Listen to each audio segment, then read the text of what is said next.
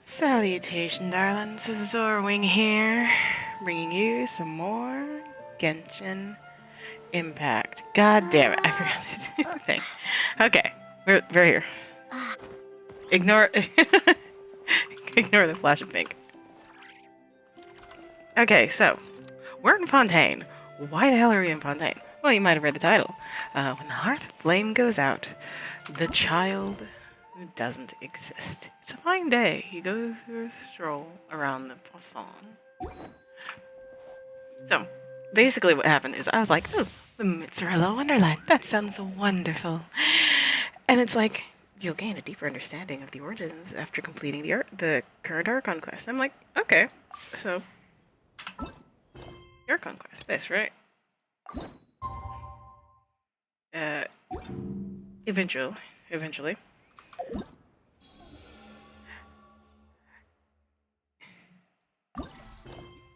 This Archon quest, right? Right?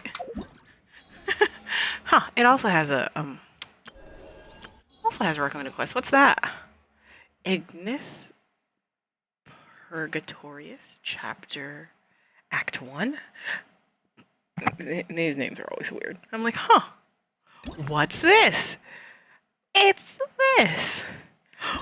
One of those mini story quests that I just have not done yet. Specifically, it's Arlecchino's story quest. So I was like, huh, well, why not? And then I came over here. And now we are here. We are at the lead up to the...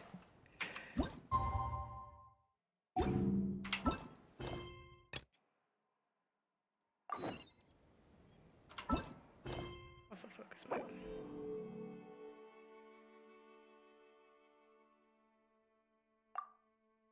Entering focused mode. You'd think focus mode would stop interruptions. No. It just means that if a character is supposed to be in two locations, the character will be in this location, in the needed location for the quest. So, this is what we're doing. I say, because... let's just fully make this a blast to the past. You know, eventually... Itty bitty octobaby. That's a little fella that we had running around here. And let's see, what else? This is a very Natlan power. This quest is a very Fontaine power. So before I forget,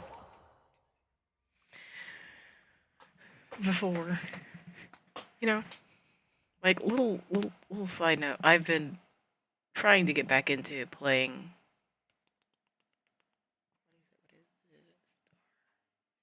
I've been trying, emphasis on trying, to get back into playing Honkai Star Rail. Continue that, like, quest line that I've been doing. I started Honkai Star Rail some ages ago, and have not played since.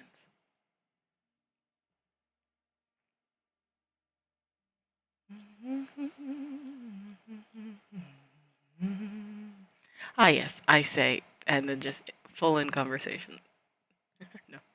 No.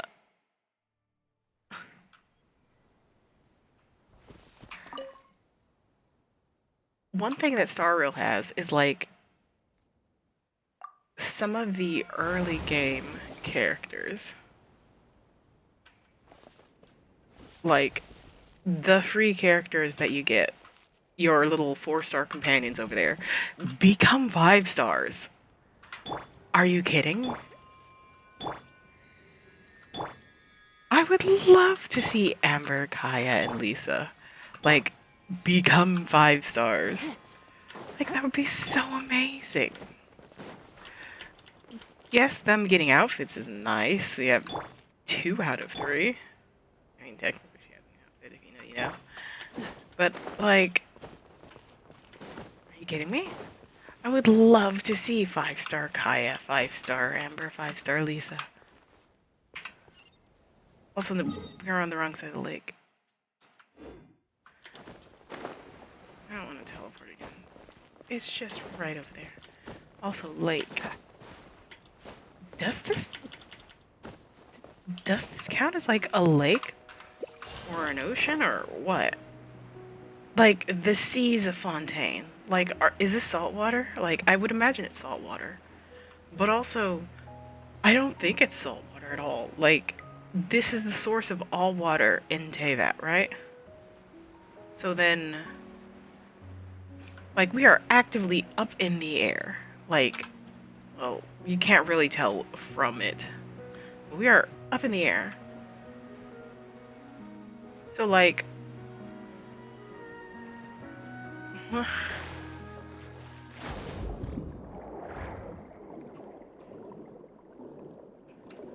so it's like, is this like a giant freshwater, like, lake-ish area?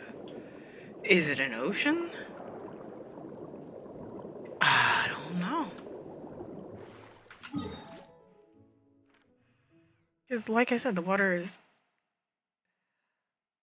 like this. I would solidly say ocean. But, like, fontaine up here. Like, even this is 50-50 arguably for ocean. But this, for sure, lake. And, like, you then have... But then I'm pretty sure, like, this and this area are, like, the same. Like, there's a ridge there, yes, but...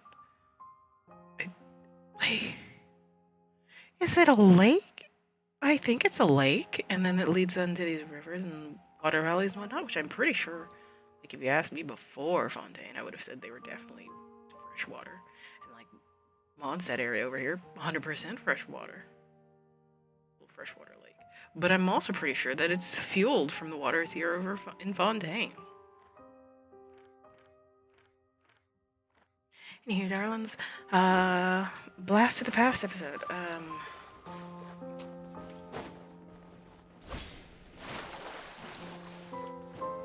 we are returned to Fontaine.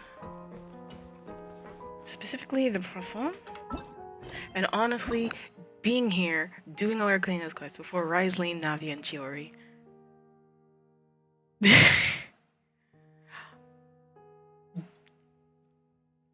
I'm going to find time. I'm going to do these quests. I will find the time. These were fun. And it's like it's like I look at that and I'm just like so nervous. There's so much to do. There's so much to do. So, let's get started with this Blast of the Past. Yeah. Water jet!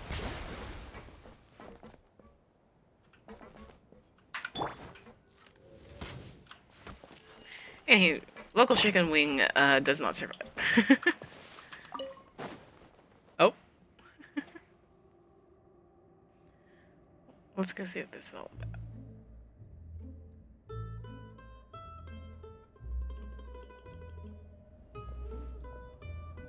Lenny! Hey, traveler, Paimon. Top 10 characters I wasn't expecting to see today. Oh, Paimon knows that voice! Over here. Mm-hmm. Hello, friend. It's been too long. To borrow one of the more popular turns of phrase at the moment, this appears to be quite the fated reunion. Running into you two out of the blue like this has really made my day. I certainly wasn't expecting it. Same. Although, I mean, I guess it makes sense to run into Lenny for the start of the quest that we have selected. That again. What brings you to Poisson? Yes. Wait, Paimon's got it! You must be here for one of your magic shows, right? Actually, we've run into a bit of trouble on the home front. So Father arranged for us to stay in Poisson for the time being. Huh. Oh, are Lynette and Fremine here too? Yep, along with most of the other members of the House of the Hearth. Oh. You may have noticed Poisson seems a bit more crowded than usual. He says as there's literally only 3 other people. So you're saying nearly the entire organization has moved to Poisson? Sounds like you've run into way more than just a bit of trouble. What's really going on? Well... Since the two of you are so curious, perhaps I can fill in the gaps. Nice to meet you, the knave. You scared Paimon half to death! Father, you're here. You know... On second thought, maybe we don't need to know? It's all probably super confidential House of the Hearth stuff, right? We totally weren't trying to pry or anything. No need to be nervous. I could sense your genuine concern from your conversation just now. Cool. Of course. I can also understand your confusion. Sending so many Fatui here to Poisson, it's only natural that some might suspect an ulterior motive to be involved. Well, we are a little curious, even though we have our reservations about your organization. I understand. I'm well aware you've had your fair share of confrontations with the Fatui in the past, and I can't exactly guarantee that we'll remain on good terms in the future. Even though there's, like, currently 2 Fatui potentially in future rotation for As constellations. for right now, however, I would say we have little reason to be at odds, wouldn't you agree? The House of the Hearth could stand to be more open with those who have worked so closely with us in the past. As for the issue at hand, well, it hardly relates to any ulterior motive. To be frank, it all stems from a certain rumor circulating around the House of the Hearth. It's an internal matter. Interesting. What sort of rumor? A rumor that a certain phantom child is hiding away in the House of the Hearth. Some sort of ghost story, maybe? A phantom child? Ooh, just hearing the name is giving Paimon the creeps. A spirit that should have long ceased to exist is lurking in the shadows of the House of the Hearth. So I decided to bring the children to Poisson before continuing to investigate the situation. I expect I should be able to track down the spirit fairly quickly. After that, it's just a matter of resolving the situation, if you will. It shouldn't be much trouble at all. If you're curious, or if you still have some concerns, it might be advisable to stick around for a few days.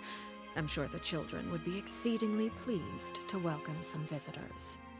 Lenny, I'll leave you to entertain our guests. I have some matters to attend to. Of course, Father. Couldn't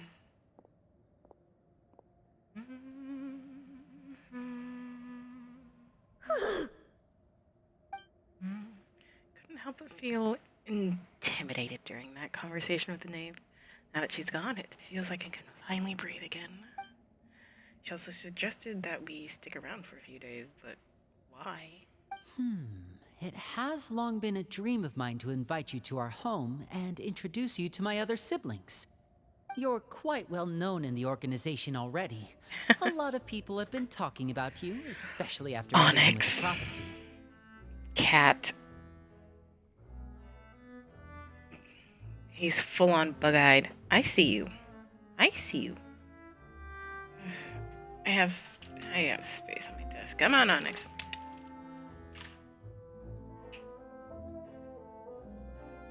Onyx. Come on. Away from the keyboard. Onyx. Onyx. Cat, I will move you. Excuse me. Onyx. Onyx.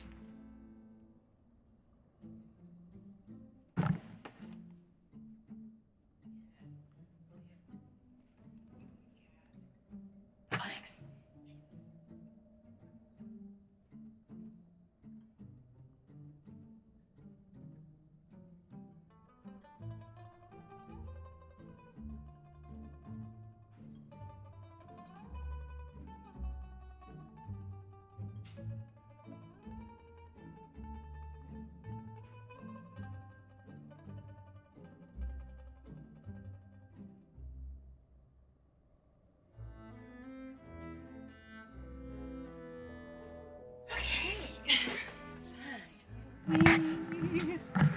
Alright.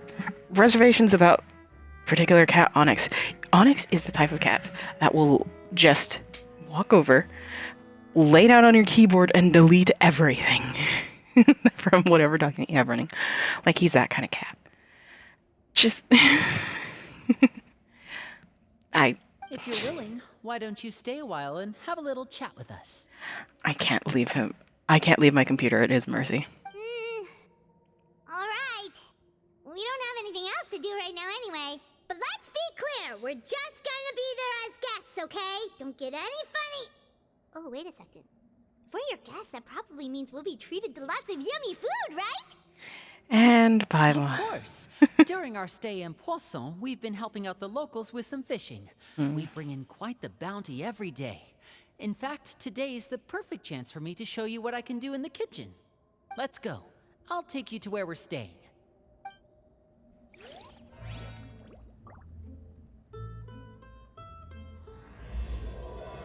The Hearth-Flame goes out. Bit of a concerning name. Now, really, I can't climb on. I can climb on this. Now, I had a thought, mostly because I was like, oh yeah, when I would. Well, do I want to? I'm like, there's a little anecdote. Moonchanter's enjoying a rare moment of rest. Well, she gets to keep enjoying her rare moment of rest. I was like, I should stop by and say hello. I shall not. How's this area 100? I mean, I do stop by every now and then. Early areas are all 100. And even some new areas are 100. I didn't realize how much I'd been getting back into Genshin. Yeah, like, lowest area is 65, I think. And that's with the new area? Like, in my head, I had barely been playing Genshin. Like, I haven't checked this in a while. Last I checked, these were like... Last I checked, these have been low. 71. Mundane. Okay, this is the lowest here. 34. Which, to be fair, I haven't done anything with the island beyond just visit and get the statue. The statue's worth like 35%. I got the statue in like 2 Hydrolushai.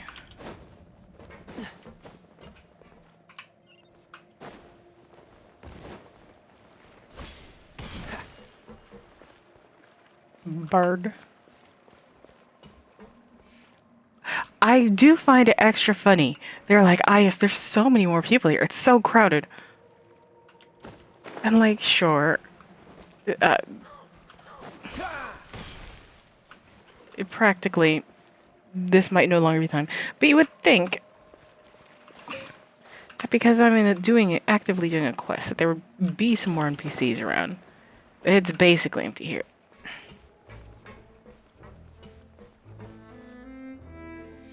We rented this house from one of the locals to use as a temporary base. I'll come back later and tidy up a bit. After that, it should be all ready for you to stay in tonight. Awesome, thanks! So, where are we off to now? Well, when I happened to run into you two earlier, I was actually in the middle of distributing some supplies. Oh? With this many people staying in Poisson, we have to bring in outside supplies every now and then. I should probably make sure the rest of these provisions get delivered. Otherwise, people might start to get antsy. You can help? Okay, we'll come with. There are all sorts of rumors about your organization floating around out there. Paimon's not sure if she could even take a wild guess as to what's true and what's not. But now that we finally have the chance to see a day in the life of the house, we can take a good look at how you operate. Okay. Well, you're more than welcome to come along. Just follow me. I'm like, I was just happy to be hanging out with Lenny. Are we on children? I'm like, okay, to be fair, there's potentially some other stories. I've already done Lenny's story. There's potentially other stories.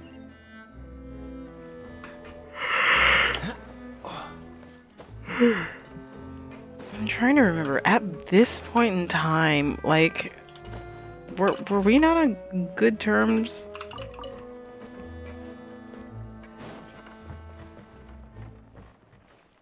This certainly is a bridge. I love the rickety bridges that you can find.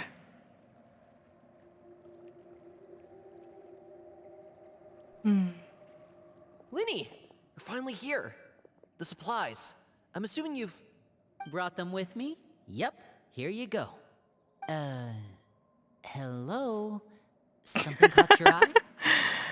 He's so surprised we're here. It's the Traveler in Paimon! Hi. No way! Come here, everyone! Hurry! The Traveler and Paimon are here! Everyone's acting like a little One at kid. a time, please. Don't crowd around them all at once. We don't want to scare off our guests now, do we? Oh, it's alright! Gotta say, Paimon didn't realize we were this famous. No kidding. Of course! Father and Linny have told us so much about you. They must have been really hyping us up. Father told us about how you helped Linny. According to her, you're a trustworthy friend. And as far as she's concerned, that's pretty much the highest compliment we've ever heard her give. I Jesus. just can't imagine. Everyone's been very curious about you. I heard the Traveler is so strong that she can move a mountain with her bare hands. I'm trying to think. We fought a dragon called Mountain Shaker, I think. I heard Paimon Shape. eats so much that she can clean out the entire pantry at Hotel de Boer in just 3 days. Wait a second! That's the rumor you heard about Paimon? Oh, not cool at all! Ah, yes. Mine's also a bit of a stretch. Oh, wait. When guests visit, you're supposed to give them gifts and stuff, right? Oh, we don't need something like that. Besides, we don't have anything to give to you. Come on, we insist. I can give you some of my new potions. Just pick your poison. And by that, I mean medicine or actual poison. I got those. Okay, small child. Hello. Or maybe Shaplo can teach you guys about stealth. He's super good at it. He's never been caught. Ah, now that's not a bad idea. I know you usually prefer to fight head-on, but it never hurts to expand your bag of tricks, right? When it comes to eliminating your enemies, staying quiet can go a long way. Trust me, I would know. Oh, I'm so mad at myself for not playing this sooner. I was poisoned not too long ago, and I'm still dealing with the after effects. So I'm not quite as good as I was before, but I can still give you some pointers. Will it allow us to crouch? Wait, when you said gifts, Paimon didn't think you meant poison and stealth tactics. Oh, I forgot how awful Paimon's old voice was. Jesus. But those are the best things we can give you. You don't like them? Paimon, you're being rude. Ooh, how about this? Tell me the name of someone who really annoys you, and we'll teach him a lesson for you. Is this kid shirt? Oh god. The little thing. How? I'm like, I recognize that voice. Either that or I'm absolutely screaming. These suggestions keep coming one after another. Old Selwar. I think that's enough suggestions for now. Start to get a bit When it comes overwhelmed. to being a good host, it's the thought that counts. You don't need a physical gift to make our guests happy. In fact, pestering them with suggestion after suggestion might make them more annoyed than anything. I would say your enthusiasm has certainly gotten across. Right? We appreciate the offer, but we don't need anything. Absolutely, we definitely feel the love. Awesome! It's been so long since we've had guests to play with. If there's anything you need, just let us know. Yeah, especially if it's poison or something. I've got all sorts of potions for that. Well, we'll talk to you all later. We've still got supplies to distribute. All right, see you later. Yeah. Nice meeting you all. Bye! Hi. Jesus. Lynn, about all that poison and stealth tactics talk just now. Scared you, did it? That kind of talk comes with being part of the House of the Hearth. When Foltz was really young, he strangled all of his family pets, just out of curiosity. He was labeled a dangerous problem child and was abandoned by his family. Oof. Elwar has an unnatural obsession with potions. Father has forbidden her from trying all the different concoctions she comes up with, but she still tries to test them in secret. You really have to keep an eye on that one. Chaplot is around my age. While I'm mainly responsible for collecting intelligence, he handles surveillance. He's very passionate about his work and has no reservations about taking on some very difficult missions. Lenny got the short gene. I know you two probably aren't used to that kind of talk, but I can promise you they only had the best of intentions. Things like stealth tactics and developing different poisons, they really mean a lot to them. They were just trying to share the best of what they could offer, that's all. Kinda figured. Also, the age-old can't walk and talk.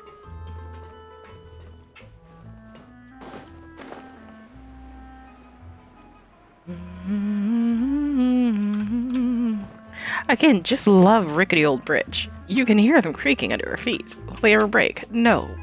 Are they as sturdy as a stone bridge? Pretty much. Filio, supplies are here. Thanks. And who are these two? Outsiders?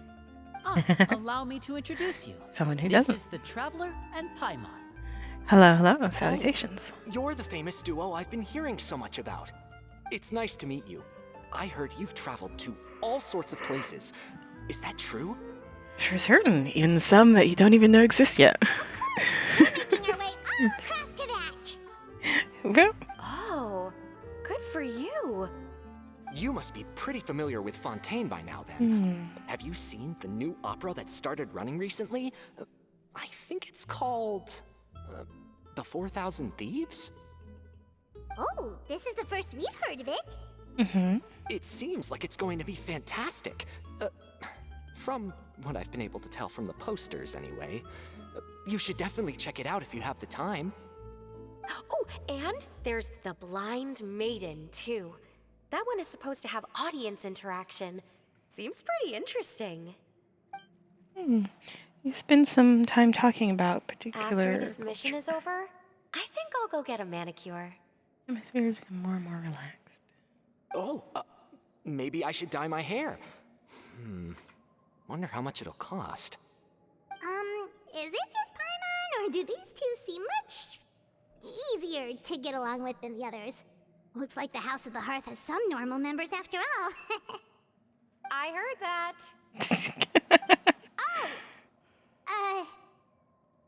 Oops. Yes, Paimon currently reaching Banshee mode. I'm guessing you're referring to Foltz and the others? Yeah, we're definitely not all like them.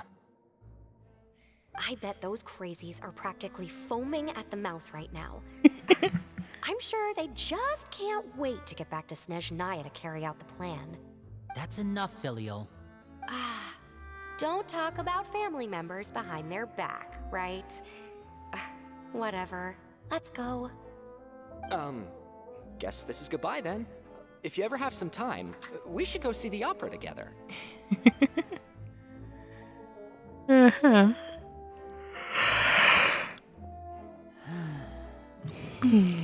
Well, that's it for the supplies. We should probably head back as well.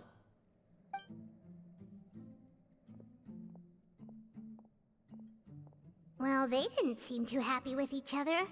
Seems like there could be something more going on here. Best just to observe for now, not pry. You're right. We're only here as guests after all. Oh, Linny's getting super far ahead. Come on, let's catch up.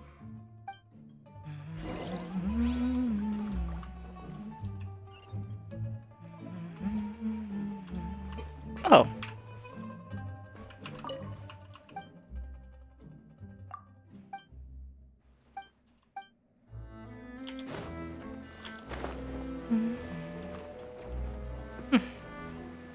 Like that anchor.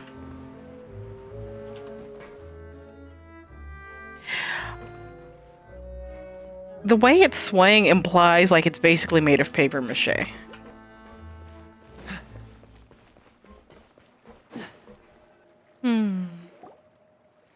So, what do you think of the members you've met so far? They've certainly got a lot of personality. Well, Father is always encouraging us to be strong-willed and independent. So if there's one thing we've got, it's people who aren't afraid to speak their mind. Well, I should probably get cooking. Wanna join? Sure. Then let's head out and... Huh? Fremine? What are you doing here? Well, Hey, nice to see you again! Hello, hello. Salutations. you too. I heard you're here as guests of House of the Hearth. Welcome. We were just going to make some food. Why don't you come along? I could use some help in the kitchen, and I seem to remember you mentioning you wanted to make seafood soup for the traveler in Paimon. Aww. Seafood soup? Oh, Paimon's drooling already. Were you looking for something just now, Fremine? Maybe I can help. It's nothing. I just wanted to see if there were any extra supplies. Yeah, we've got some left over. What do you need? Some food and water. And some clean cloth, if possible. No problem. Give me a second here. Food, water... Wait a minute. What do you need all of those for? You're not on any missions as far as I'm aware, and you were just going to come eat with us. So what's this all about? I thought I'd grab an extra portion because I get hungry at night. Could be because I'm growing, you know? And...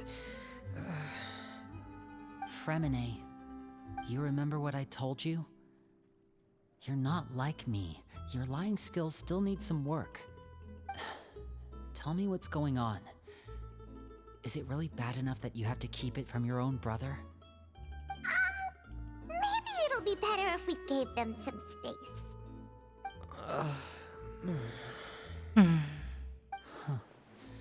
This is the first time I've seen that kind of look on your face. Whatever happened, does it have something to do with Father? yes. Just follow me.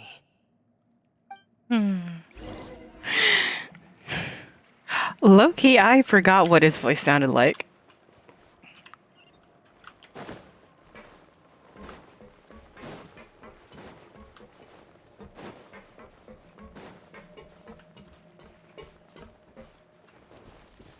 Oh? Hello, random child. Back! Oh, and you've brought some friends with you this time. Hello, my name's Linny. I grew up in the House of the Hearth. And you are? Hi, Linny. I'm also a child of the House of the Hearth, just like you. You can call me Clairvy. Huh. Clairvy? It's nice to meet you. Does that name ring any bells, Linny? No, not at all. That's not a name we have on our roster, I'm sure of it. What I'm not sure of, though, is how she managed to sneak in. She must be the phantom child Father's been searching for. From the looks of it, I'm guessing you were the one that found her, Fremine. You, haven't told Father, have you? No, I haven't told anyone. I've just been keeping her hidden. For how long? About half a month now. So ever since we got to Poisson, then, do you have any idea what you're doing? I know what I'm doing. Really? Because from where I'm standing, it looks like you're hiding the very person Father has been trying to find. If Father finds out about this, everyone involved is going to be punished. You know the rules of the house, Fremine. I know you do. Father doesn't tolerate any form of betrayal. So why are you doing this? I've thought it through. And I just can't hand her over like that. Linny, don't you remember last year? Sheplo nearly died after getting poisoned during that one mission. He wasn't able to get back before the poison started taking effect. and not a single person was there to help him. That night, while I was sleeping, I heard a voice telling me to go save him. I opened my eyes, but I couldn't find the source of the voice. I thought maybe I was just hearing things, but I went to look for him anyway. Luckily, I got there with enough time to save his life.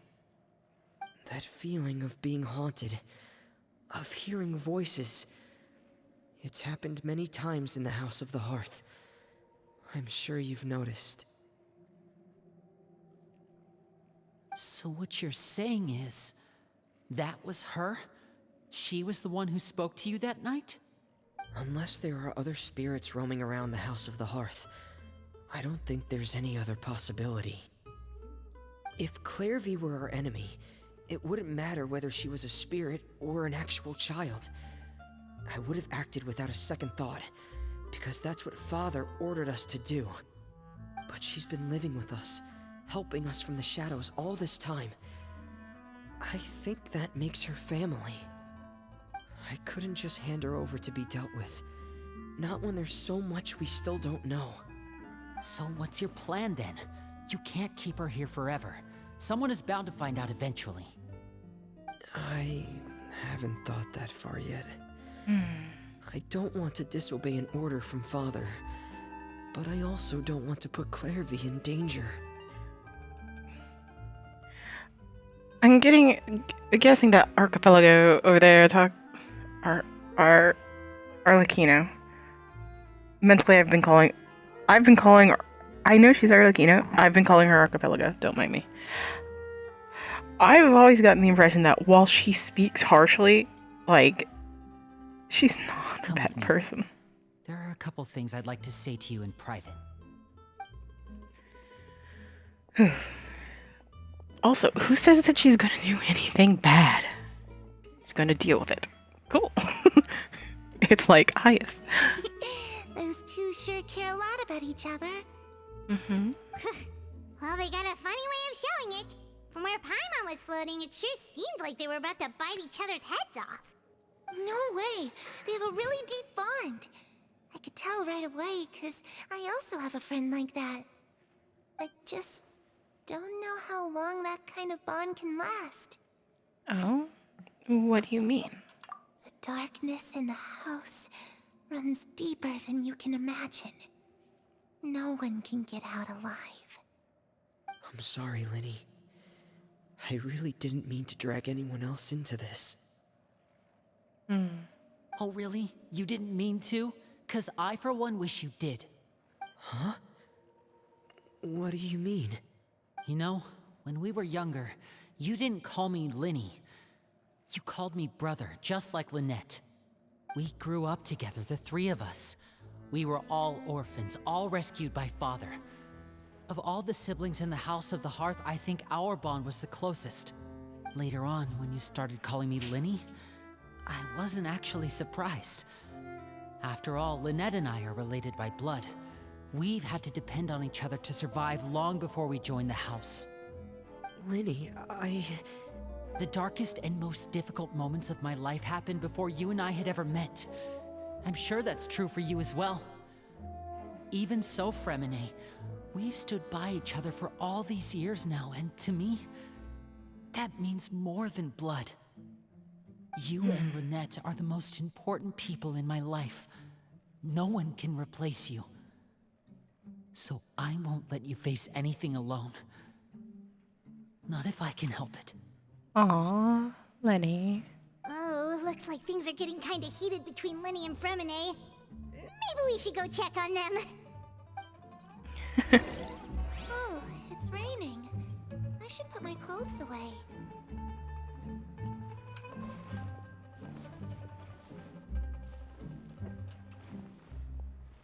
Harry?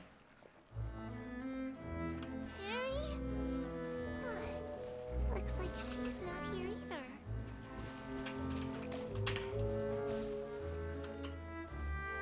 Huh.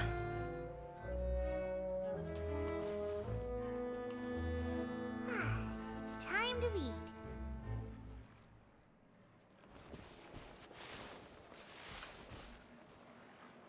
Hey, everything okay here?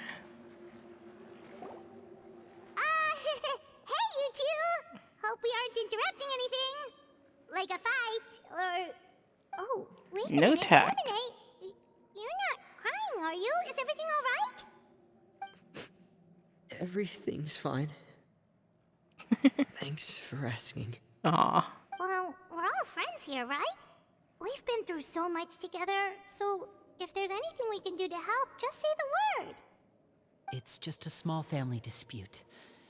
It's not something our guests should trouble themselves with. In fact, it might be better if your stay ended here. But sometimes having guests around can come in handy. What are you getting at, Traveler? When guests are around, families are often on their best behavior. And any disputes are less likely to escalate. That's what you're trying to say, isn't it? Exactly. I just... Thank you.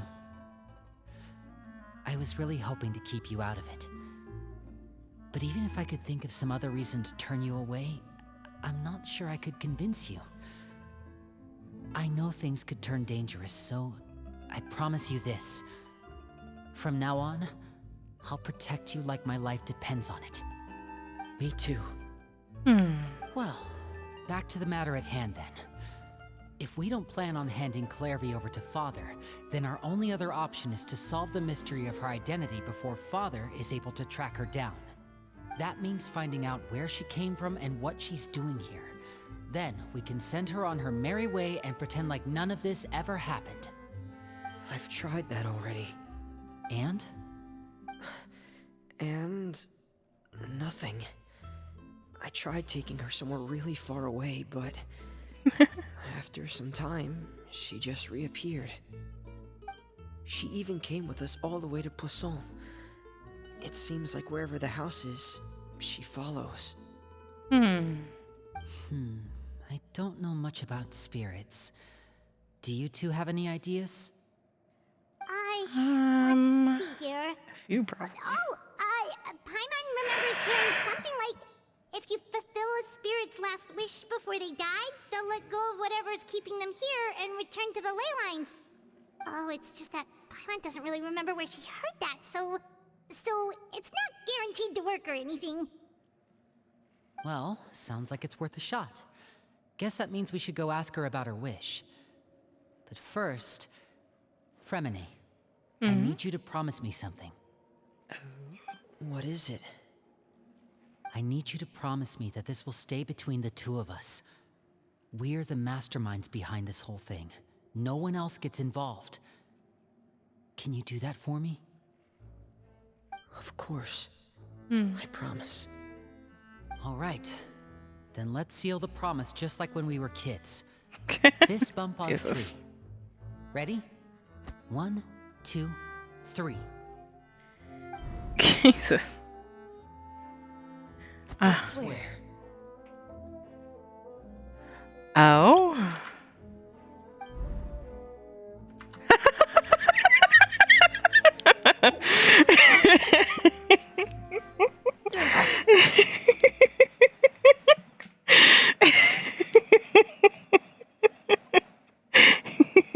Whoa!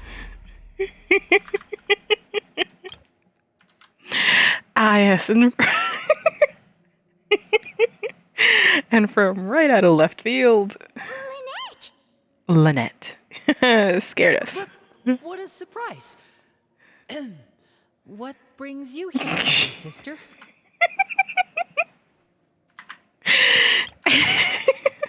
And, when exactly did you get here?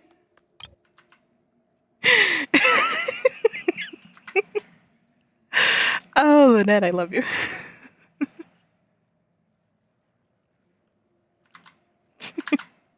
You're an idiot, brother. And you too, Fremine. You 3, Traveler. And you 4, Paimon. Ew. Wait, what did we do? I've seen Clairvy around the House of the Hearth before. I hadn't seen her in Poisson, so I figured she must not have come with us. But it turns out you were just hiding her. I heard you talking about your plan. Rather than steering clear of the situation, I'd rather fully join in.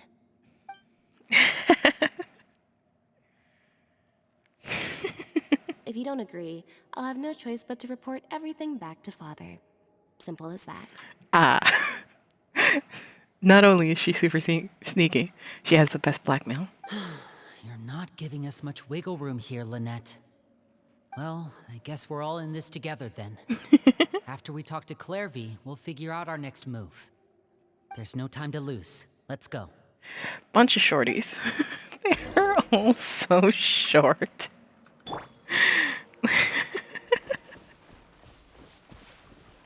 Apparently taller than literal children. I'm full. Thank you for bringing me this food, you guys. She said she's full, but the food doesn't look like it's even been touched. Well, she's a spirit pie. She can't actually eat. That's right. Based on what I've been able to observe, it doesn't seem like Clairvy can interact with the physical world at all. Still, when she's presented with food, she'll always linger around it for a good little while. Maybe, in her mind, she really is eating those things. Does she know that she has already passed away? I've tried to ask her, but she didn't answer. My guess is that she's just as confused as we are. Or maybe she couldn't understand the question at all. Clairvy, if you've got some time, I'd like to ask you a few questions. Sure. Oh, another new friend.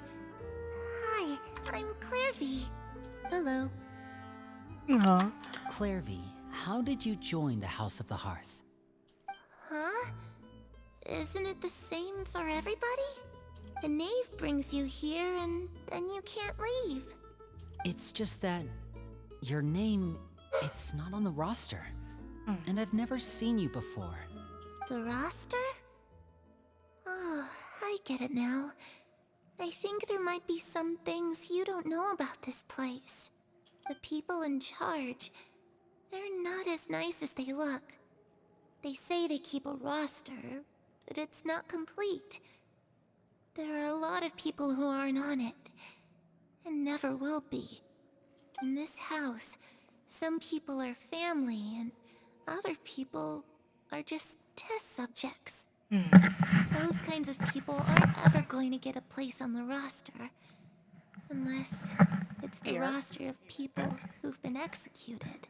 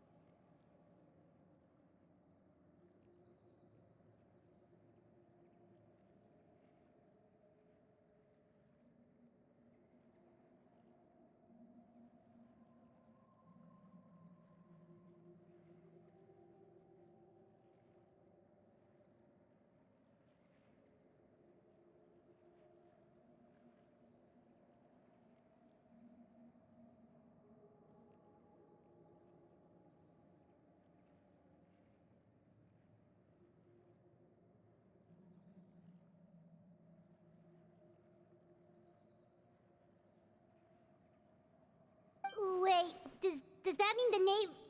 She... Is there anyone that can vouch for you? Perry. She's my best friend. She's the only one I trust in this place. Have either of you heard of that name before? No. Me neither. Clairvy, Perry. Neither of those names are on the roster. But it seems like she's telling the truth. Either that, or this kid's already got a bag of tricks bigger than mine. Maybe we should try a different approach. Clairvy, do you have a wish? A wish? It can be anything you want. Just imagine.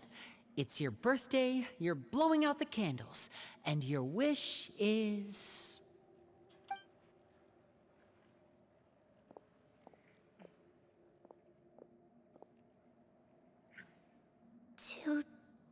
To go outside. Where the sun can find me. That's it? Well, that sounds easy enough. The darkness in the house runs deeper than you can imagine. No one can get out alive. What do you mean by that? This can't be this simple. Okay, time to divide and conquer. Listen up. I've got a plan. I'll try and find a way to use basic illusory magic to take Clairvy outside and bring her somewhere with sunlight. Lynette, try and find the list of executions that Clairvy was talking about, and see if her name is on it. Fremine, you stay in Poisson. We can't be the only ones who've had run-ins with Clairvy. I need you to collect intel on everything she's said and done. Understood. I'll try my best. What about us? What should we do?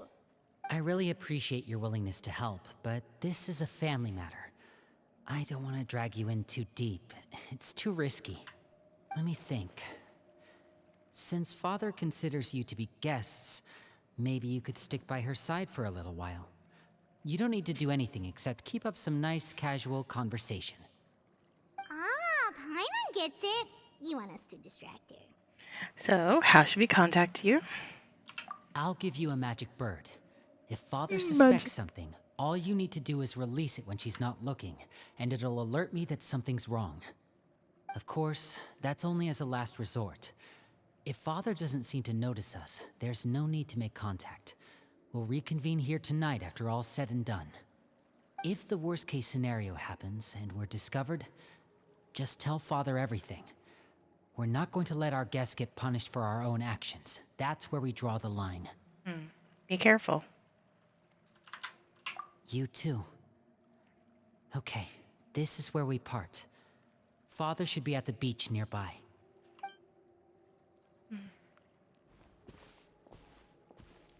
I really hope this goes well. No, it has to go well. That's the only way this can get resolved.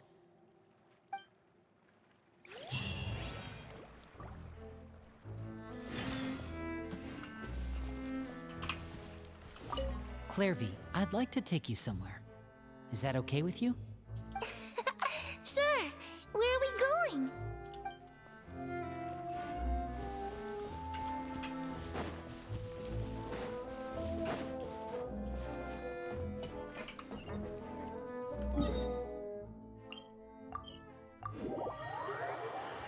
Well, it's not much of a teleport.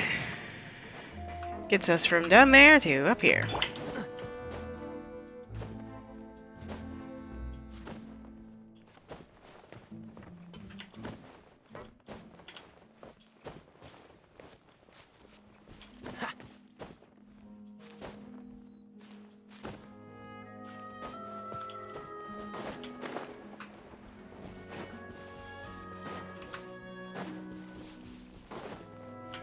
Hey, tartar sauce. Tartar sauce and archipelago.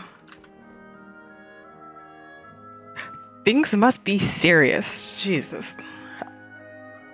It's the knave and child. Hey, aren't you supposed to be in Snezhnaya recuperating? What are you still doing in Fontaine? Right? Oh, it's you two. I didn't expect to run into you here. I was unconscious for quite a while after the fight in the Primordial Sea. After I woke up, I realized I was being taken back to Snezhnaya, and well, I couldn't have that now, could I? Yes, you Not could. when I've still got unfinished business here in Fontaine. So, I mustered up all my strength and made the journey back on my own. Tartar sauce is just being an idiot. What sort of unfinished business are we talking here? It has to do with Skirk, my master. I really wanted to meet up with her, but by the time I got back, she had already left. I still have so many questions for her. Without any other leads, all I could do was ask the knave to help me track her down. She must have left behind some traces from her time in Fontaine. Oh, okay, so have you found any clues? Unfortunately, no. While the House of the Hearth is adept at collecting all manner of intelligence, certain existences can still manage to escape our purview. Basically, unless Master feels there's a need to meet with me, she's not going to be found. But that problem has an easy fix. I just need to become stronger, and then... Paimon thinks you should focus on getting better first. The worst of it is over. He says as he coughs at like every other sentence. It's all thanks to that one kid from the House of the Hearth. Elwar, I think her name was. She gave me a bunch of random potions to drink. They didn't go down easy, let me tell you. Pain and chills all over. But they really did help speed up my recovery. And that's good, because it looks like I really do have to head back this time. The old man's been putting the pressure on me. He sent someone to tell me I'm needed for some sort of project. Project Stuja? Yeah, that's the one. I heard Regrader's involved too. I'm not looking forward to having to listen to all his monologuing, that's for sure. Hey, maybe you could think of a way for me to stay in Fontaine for a little longer. Helping Linny and the others brush up on their fighting skills would be far more interesting. If you and I could spar, that would be even better. I've been waiting for a chance to see you go all out. And what a sweet little daydream that is. But I also have a role to play in all this. I'll be leaving Fontaine shortly as well. Besides, considering how little they see fit to step outside the homeland, being called on to return to Snezhnaya by such illustrious dignitaries, what a great honor. Wouldn't you agree? One I could do without, I'd say. Huh. Is it just Paimon? Or does it kind of seem like they're... Just casually trash-talking their colleagues behind their back? So, dear guests of the House of the Hearth, to what do I owe the visit? Huh? Well, we just... Wanted to learn more about you. Right! We're super close to Linny and the others, but we still don't know much about you! Paimon's a terrible liar. Is that so? Introductions have already been made, have they not? Oh, well, you see? There's only so much you can learn about someone from a short introduction. At least tell us something a little extra, like... Why do you call yourself father? Huh, good question. I'd also like to know. The fact that you have to ask tells me our intelligence work has been quite successful. Telling you the answer to that question would only serve to undermine that success. And we can't have that, now can we? Aww. Spoken like a true diplomat. That was some expert sidestepping right there. Well, if there's nothing else, I think I'll take my leave. I still have a small matter to resolve at home. Wait, don't go! Paimon is suffering suspicious. The knave leaves right now. She's sure to run into Lenny and Clary. Should I release the bird Lenny gave us? No, we should try to get her talking about something first. About the House of the Hearth. What does the organization mean to you? I'd also like to hear the answer to this. Tartar sauce just I've met lingering. some of the members of your organization, and they all seemed like really good kids. They actually reminded me of Tonya and Tusser. Which, by the way, if you ever betray them, I'm just letting you know, I won't let you off easy. And why would I betray them? Well, you've already betrayed the House of the Hearth once, haven't you? Oh. At least, that's what I heard. Oh.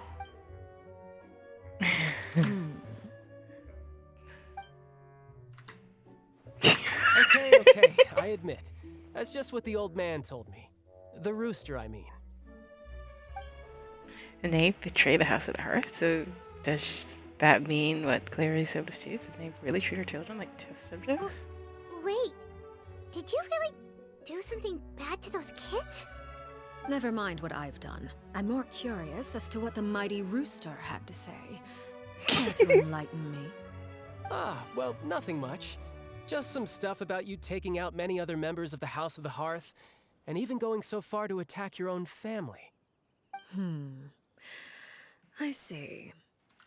Oh, based on your reaction, I'm guessing it's all a bunch of lies. Hardly. I don't appreciate his particular turns of phrase, but I suppose he didn't say anything untrue.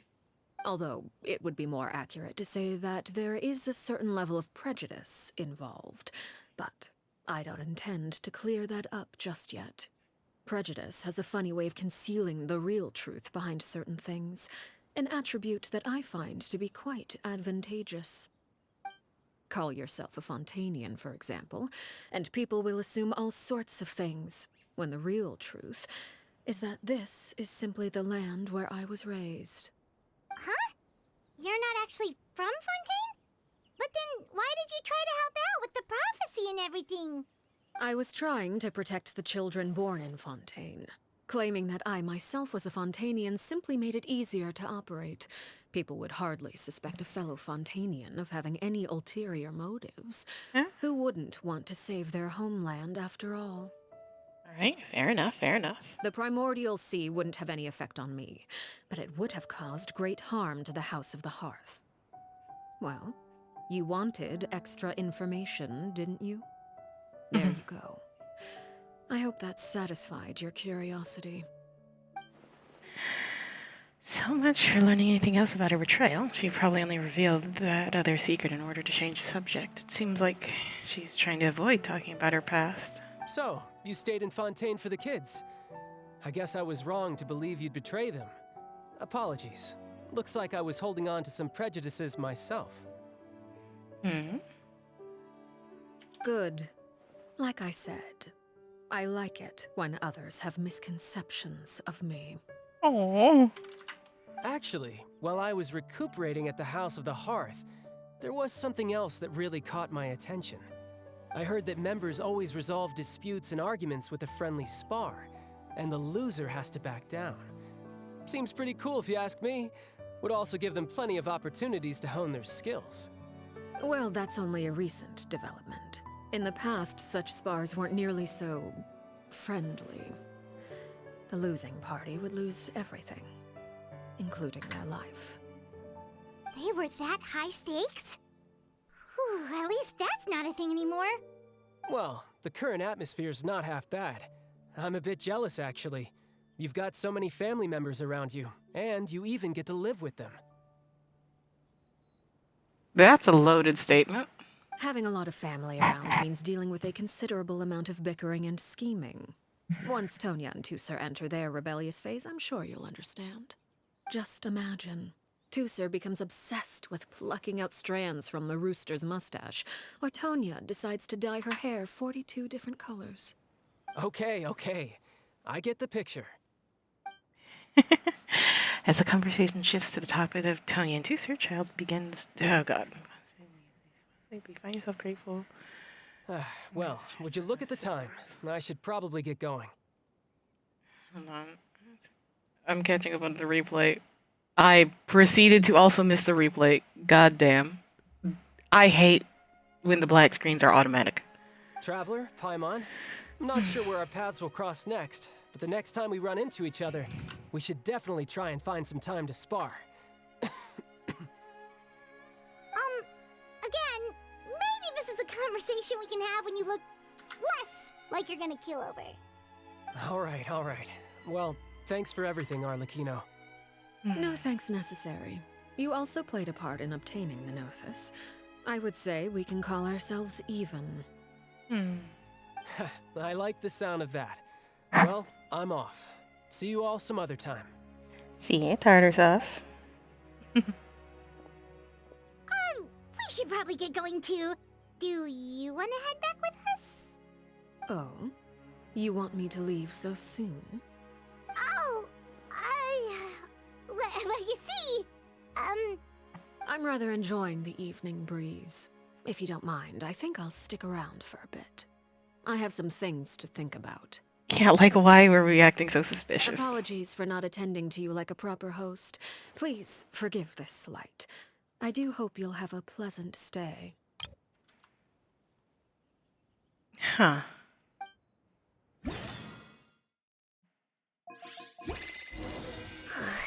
We managed to keep her distracted until nightfall. Good thing Child was there to keep the conversation going.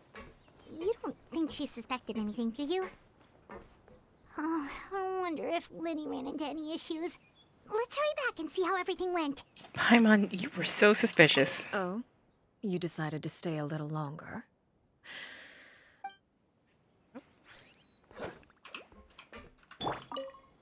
Oh? You decided to stay a little longer?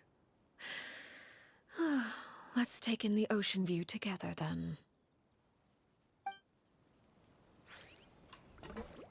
Sunsets really are lovely.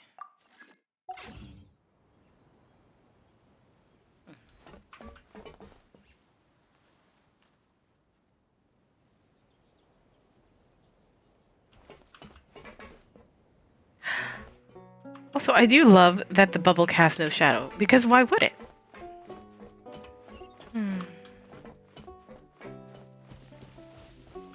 Anywho, a shame that Tartar Sauce had to leave, and we have to leave Archipelago.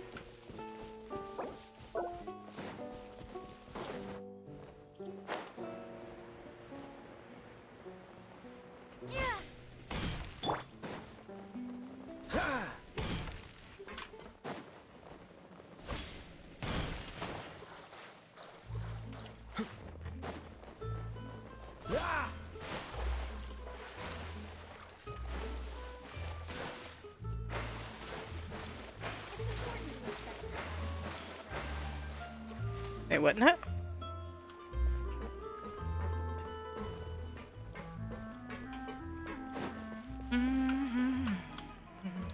The siblings.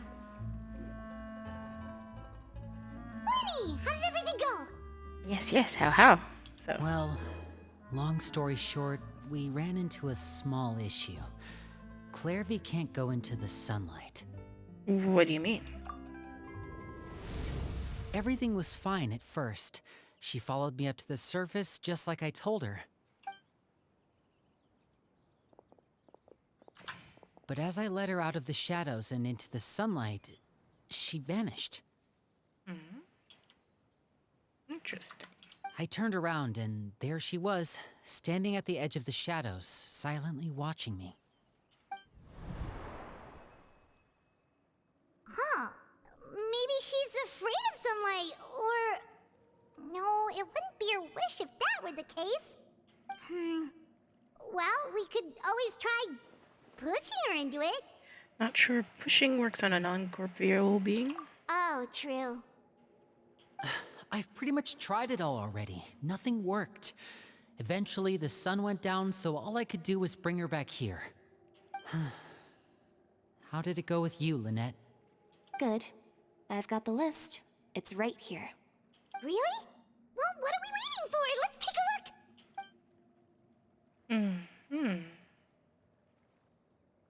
Oh, that's a lot of pages. Oh, it's gonna take forever to get through it all. We can each take a section. Here. La Pouillade, Landois, Chambel, Horaire.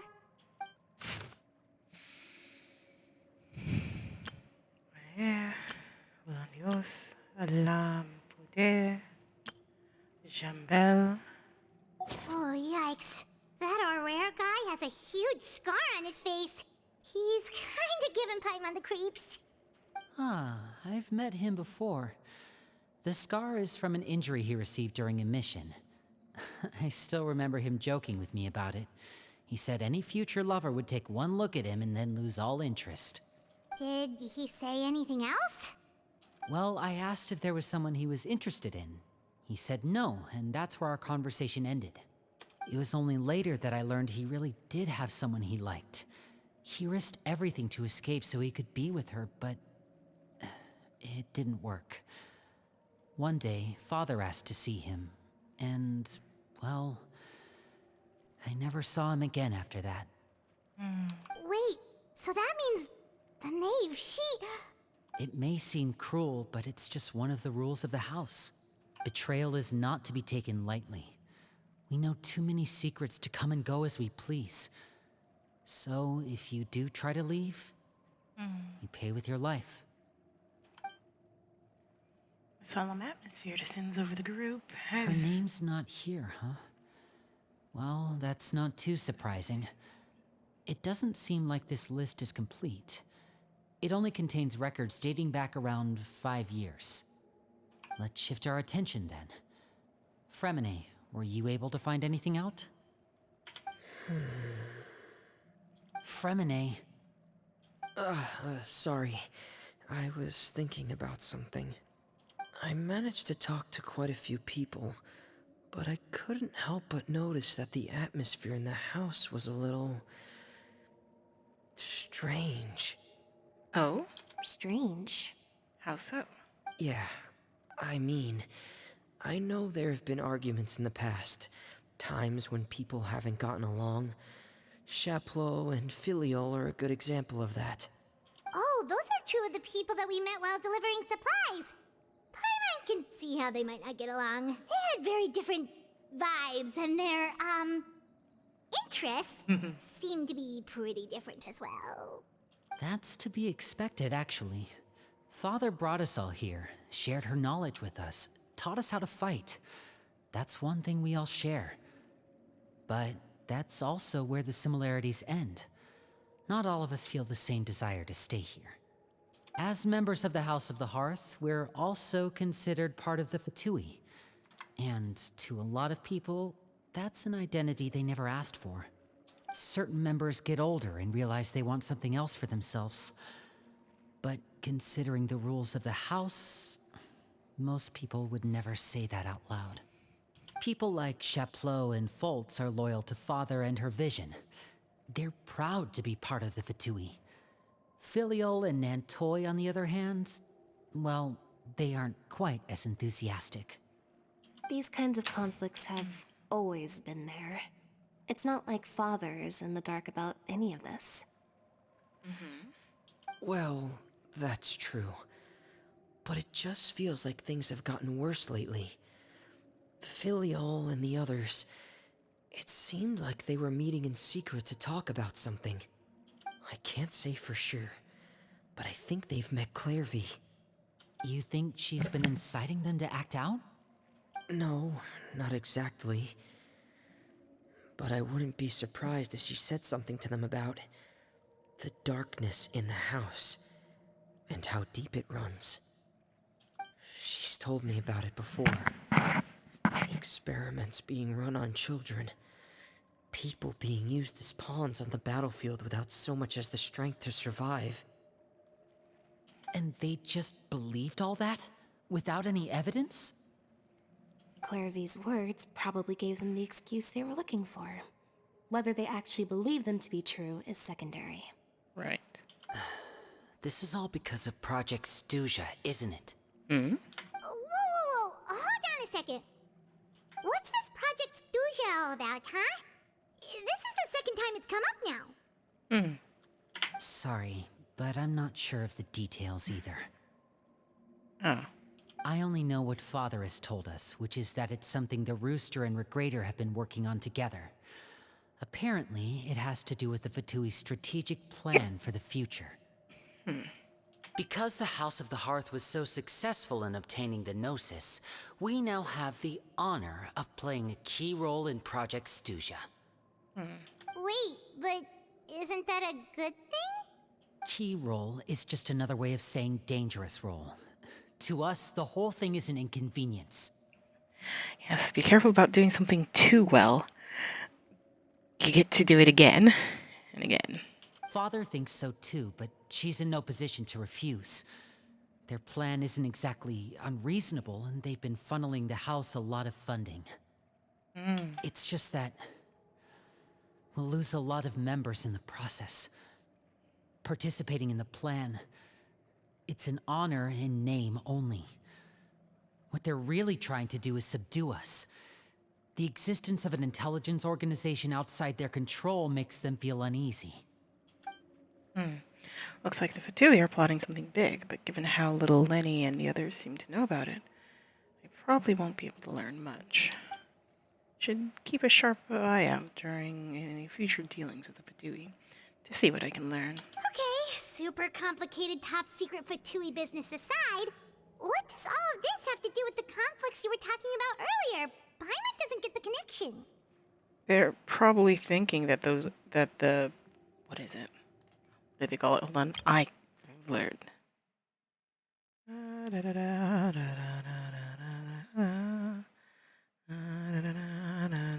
Project Shoes. Project Shoes. They're probably thinking that Project Shoes is the experimentation. External pressure has a way of exacerbating internal strife. You can't overlook the power of fear either. People are afraid of dying, and that fear is often the impetus for a lot of stupid decisions. I thought resolving the Clairvy situation would make everything go back to normal. But it looks like things are more complicated than I thought. If we leave Filiol and the others to their own devices, sooner or later, Father will be forced to take action. Right. We can only focus on one situation at a time, brother. You're right. Even if we confront Filial and the others, it won't do any good. It might even make matters worse. We should focus on Clairvy for now. Well, it's getting late. We should head back and get some rest. We'll try again first thing tomorrow. Yeah. Lynette, you stick with me this time. Fremine, keep a close eye on Filial and the others. Make sure they don't do anything they'll regret. Good work today, everyone. Have a good night, and I'll see you tomorrow.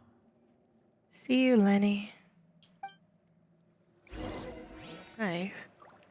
Rest at temporary accommodations.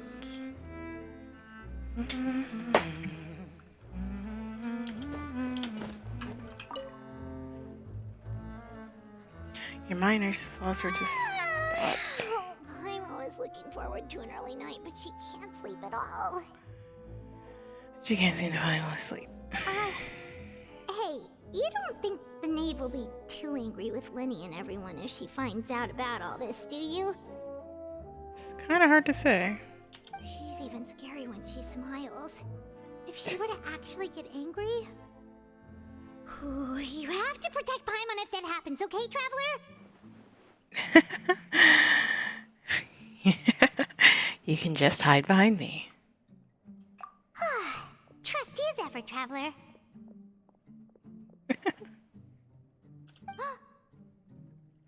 I was not paying attention. What was that? Look over there. Claire V. Quick, let's catch up with her before anyone sees. Right.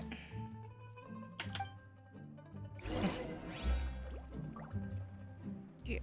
Sorry, hold on.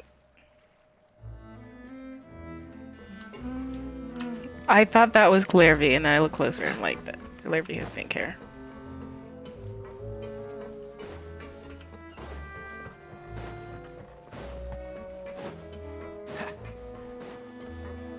Over there.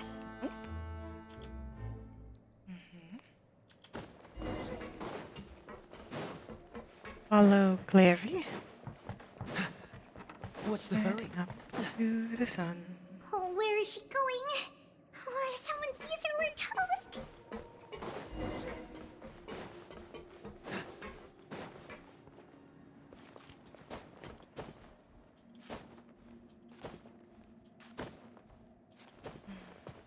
Oh, look! She stopped! Interesting. I mean, it's not the sun, but it is light. Clairvy! Hello, little one. Shh. I opened the window while no one was looking. Look how pretty the outside is. Window? If only I could have more than this. You probably think I'm being silly, huh? All this hopeless resisting. It's better to dream of what I could have than try to make it a reality, right? No. Please, help us get on the same page here, Clary. We need you to tell us what you know. Can you do that? Sure. Although, after you hear all this, I think you might regret that decision. Everyone in this family is nothing more than a tool. Something to be used and exploited. We're all expendable. Including me. As long as you're useful, you get to stick around. Lose your value, and you're handed over to the doctor, experimented on, and given a fate worse than death. I've seen it happen again and again, and I've had enough. You're saying the knave did all that? It's just, that doesn't seem like something she would do. She's scary and all, but it seems like even she has lines she wouldn't cross. I knew you wouldn't believe me. Everyone thinks she's a good person. They all think of her like a real mother. Mother? But she doesn't deserve that title. She's disgraced it and tarnished it. And if I had things my way, I'd never see her again. If only Perry were here, she'd understand. Perry? There's that name again. Also, Paimon's getting a strange feeling. It almost feels like she's not really here with us. Paimon can't tell if she's actually talking to us or if she's mistaken us for someone else. Not sure either. She's a spirit. Truly could be anything. Well, in any case, it seems like she really needs someone to talk to. We should keep her company for a little longer. She looks so young, but it seems like she's been through a lot. It's getting windy. I should close the window. Ooh, look at the moon. Isn't it pretty? Hey, wanna hear a secret? I heard that if you look up at the night sky in Snezhnaya, you can see the aurora. It's supposed to be super pretty. Even prettier than the moon tonight. I'd love to see it. Perry and I promised each other that once we're older, we're gonna go see it together. But I can't find her. I'm worried she's also been... No, that wouldn't happen to her. She's special. Mother likes her a lot. I should really go talk to Mother, but we just fought. She doesn't want to see me, and I'm too scared to face her. What should I do?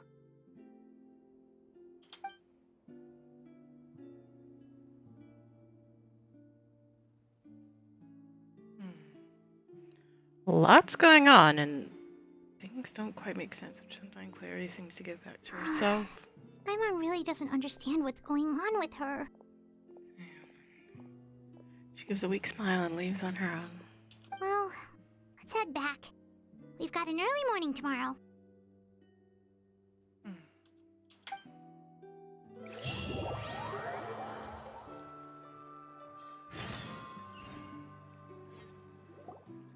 All right, looks like we're all here.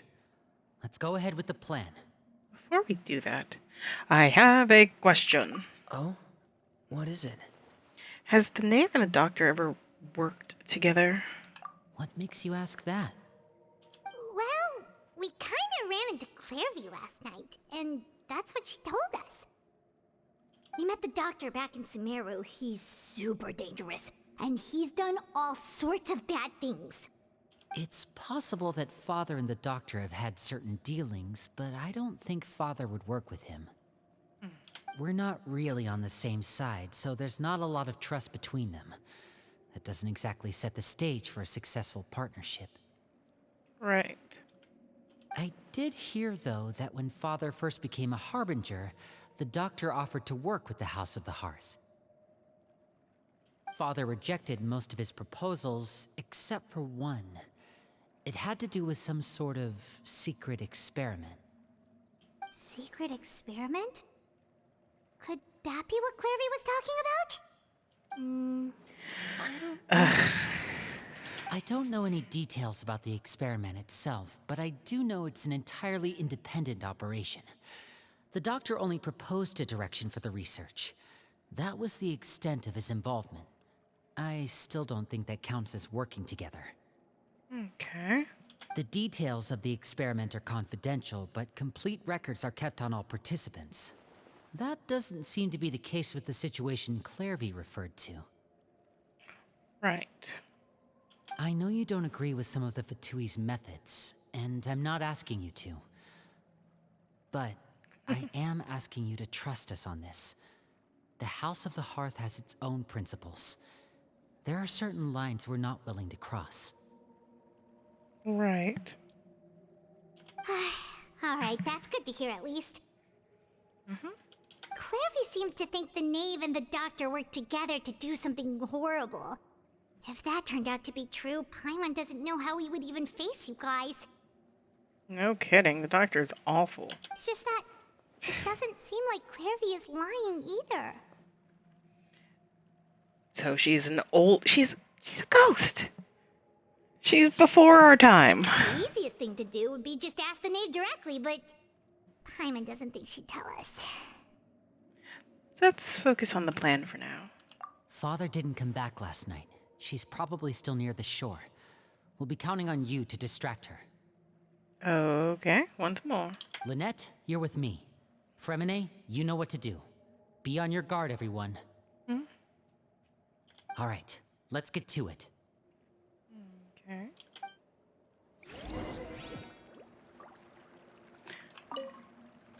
Where are we going today? Let's try somewhere further away this time.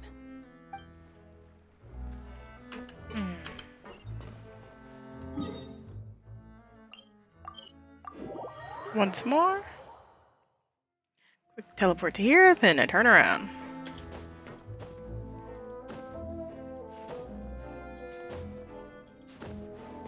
Okay, now Archipelago most certainly understands that we're, like, trying to distract her. I don't think she knows quite what we're trying to distract her, though, from. Girlie, you've been out here all night. Ah, it's you two again. I must say, you look a bit pale. Did you have trouble sleeping last night? Bet. A little. Perhaps if you had less on your mind, you'd be able to absolve yourself of such troubles. So what are you planning to do now? Catch up on some sleep? Or should I give you some time to rack your brain for a topic to discuss before I ask any questions? Although I must profess to being curious. Without child here, how do you plan on distracting me? Yeah. Us? Distract you? A good one. But no, we were just here for a chat. Looks like you could have used some extra time to think. No matter. If you don't have any other plans, why don't you accompany me somewhere? Don't worry. I'll be sure to steer clear of any scheming children. The ocean breeze is sure nice today. So, you know everything. That's the most casual Paimon's been this entire time. Children always think they can hide things from the grown-ups. But nothing gets past me. Least of all a little scheming. I think I'll let them have at it for a little longer. I can be very patient. Well, I'll leave you to think things over. If you're so inclined, meet me outside the Palais Mermonia. Good things come to children who do as they're told. So I do hope you decide to tag along. If only for your friends' sakes.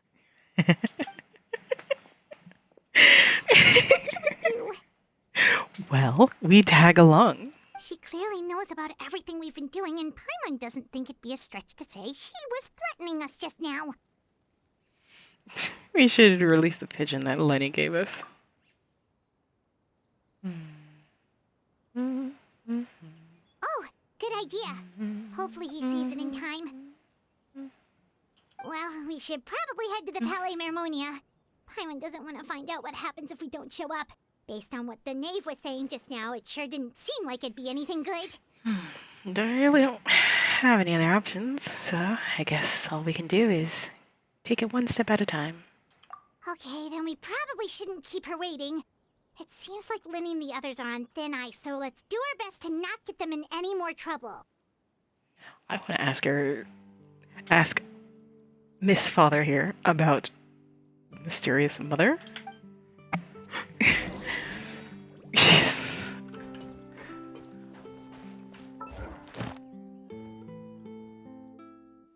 Oh.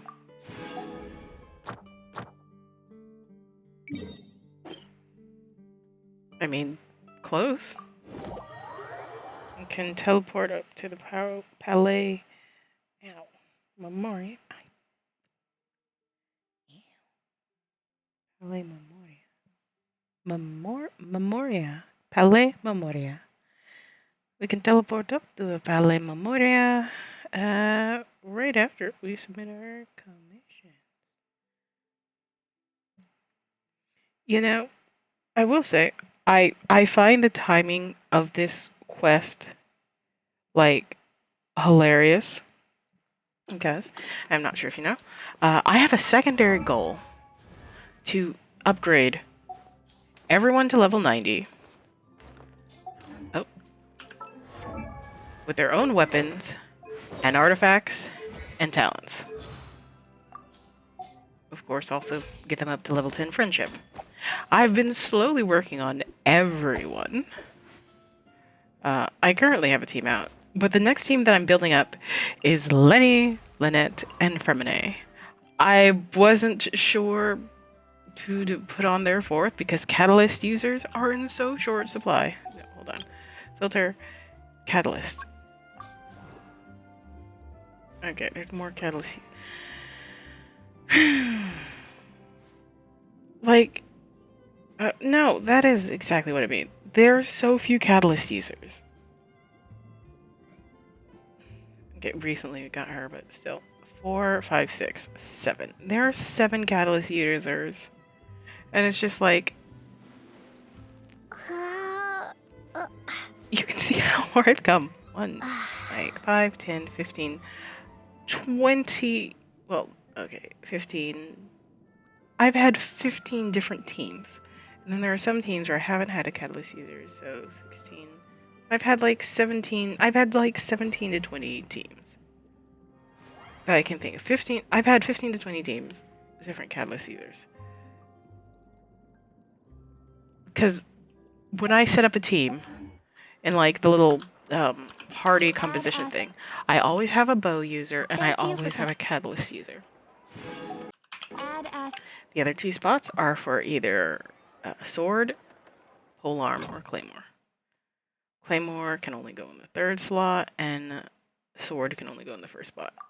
Like, there are, like, rare exceptions to this. But otherwise, the other, what's going on? The other little caveat I have when I'm building teams, team reading party info. Yeah. Like, is that I don't repeat elements in the same team. So, like, these are all... So, I filter for catalyst.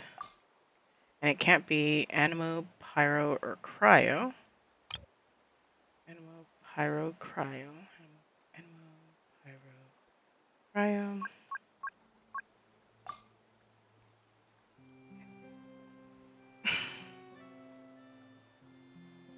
Mulani's on a different team. Brett, I mean, that leaves me with 3 choices. Or I could repeat someone.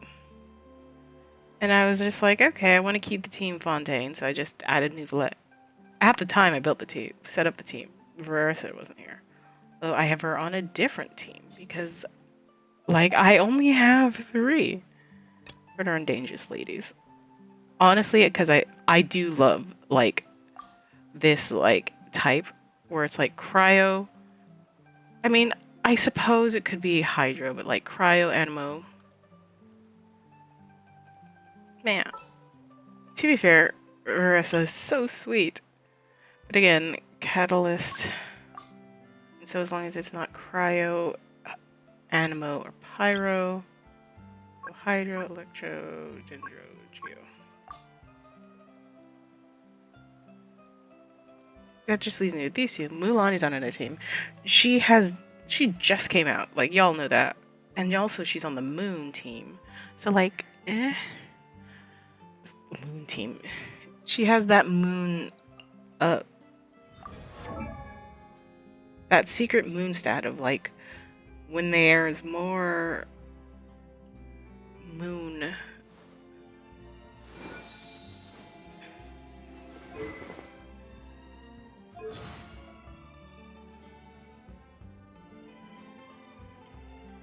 But yeah. So it's like when there's more moon people, then she's more powerful. But otherwise, that leaves Mualani. And Mualani is all like. I'm. But then I have Auroran, who I already have on a different team. It's just like, okay, well, let's. Also, I filter bow. And that leaves me even less options. Look, we are startlingly lacking bow characters. And it's like, I'm like, okay, what can I do? Because like I'm trying to think. So Dendro, Hydro, Electro is a great reaction, and then Geo can react with Electro and Hydro. Can't really Geo doesn't react with Dendro, so at least if it does, I'm freaking unaware of it.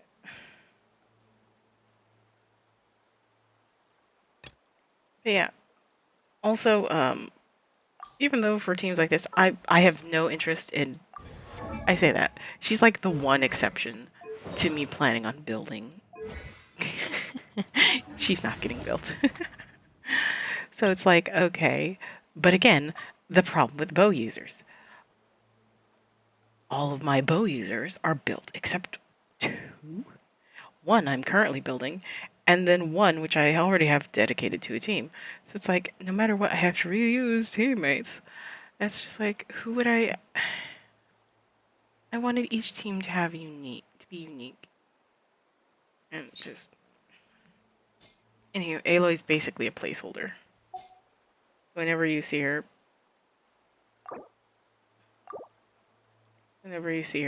she literally just placeholder.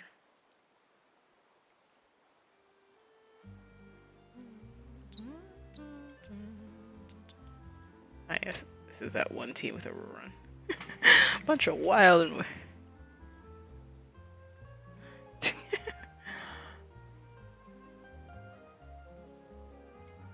Very charming characters. And it's really, I haven't had Zhongli on a team yet, believe it or not. Zhongli and Baiju, I was gonna have them on a team with Nivelette and Risley. But I was like, that is 3 Catalyst users. I could not do that. No matter what. Anyway, I'm rambling. Seems all the other knights already have their hands full. I'm rambling, and we have a destination at the Palais Memoria. We can get there. Parrots in a cage. We'll get there faster.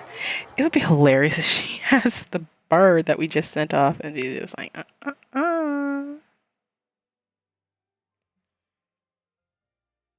Anywho. We need more bow characters. We still have some time before my meeting. We might as well enjoy some pleasant conversation while we wait. I'm glad to see you get along with my children. Being surrounded by good companions is necessary for a child's development. You're not planning on doing anything to them, are you? You might end up grounded. I assume you're referring to Lenny, Lynette, and Fremine. Although, there's that situation with Filial and Nentoy as well. It appears quite a few people have been acting out lately. Right. No matter. I'm not one to discriminate. All those who betray the house meet the same fate. There are no exceptions. Does that mean you're going to kill them? Oh, are you here to beg for their lives? I'm sorry to disappoint, but the rules of the house change for no one. In my organization, everyone is responsible for their own actions. But don't you care about them at all? They really respect you. They even call you father. You must feel something for them. Any organization in which feelings come before principles is one destined for ruin. The House of the Hearth is hardly an exception. You could say our principles are more stringent than most. Perhaps I can offer you this consolation at least. As our guests, you two will not be held accountable along with them. There's really no other way to solve the issue. I would imagine Linny, Lynette, and Fremine will be able to keep their lives. As for Filial, Nantoy, and the others, I'm afraid there's little I can do. They can try to escape, but once you know our secrets, there's no getting out alive. But that's awful. It sure is. Ah, you seem concerned. Out of consideration for my guests, I suppose I could turn a blind eye for a little longer. If Linny and the others manage to dispose of Clairvy in the meantime, all evidence of their wrongdoing will be lost. In that case, I could hardly punish them for something I couldn't prove.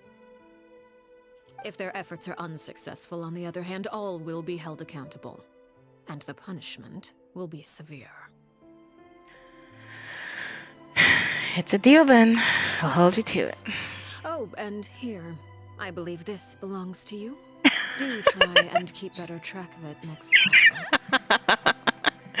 I was joking. It takes a considerable amount of time to train a bird like this.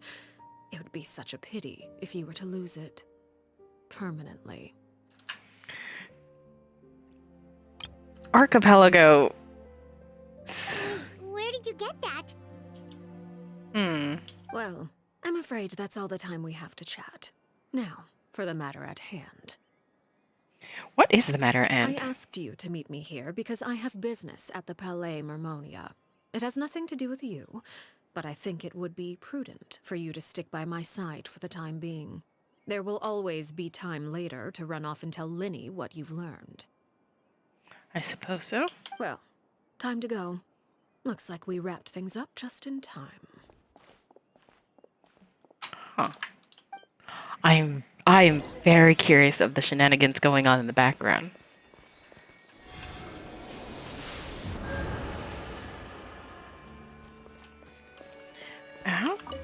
What is the status? I have no Hydrolushes. And I need so many. 38 minus 11 would be 27. Are we saying hi to Nivelette? Monsieur Nivelette?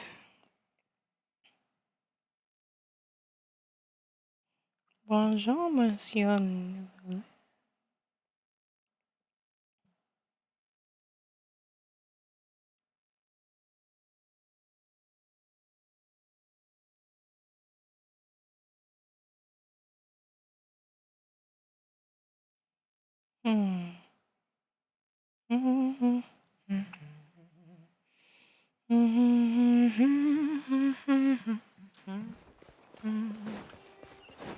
What is this quest? Of this dude looking absolutely defeated. I wonder when I'll take the time to figure out what his deal is. Not today, though. I gotta hit the door. Monsieur Nivelette. Bonjour, sir.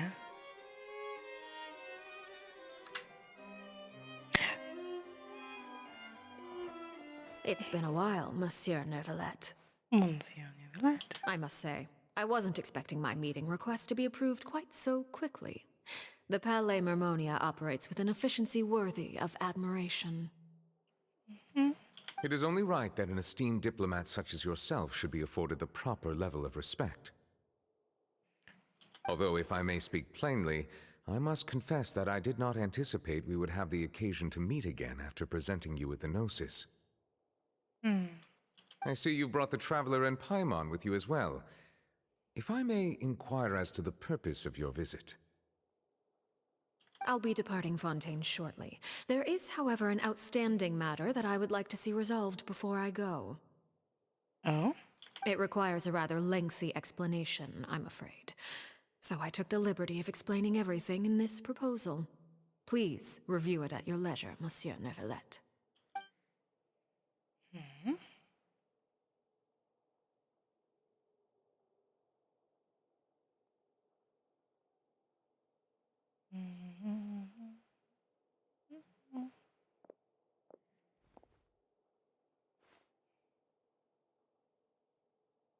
So things that we can't be privy to, I'm guessing. A cup of tea. I understand your request. However, at the risk of causing offense, I must admit that I fail to see why you would wish for such a thing. I heard you have a certain fondness for water tasting, Monsieur Neuvillette. So allow me to use water as an analogy.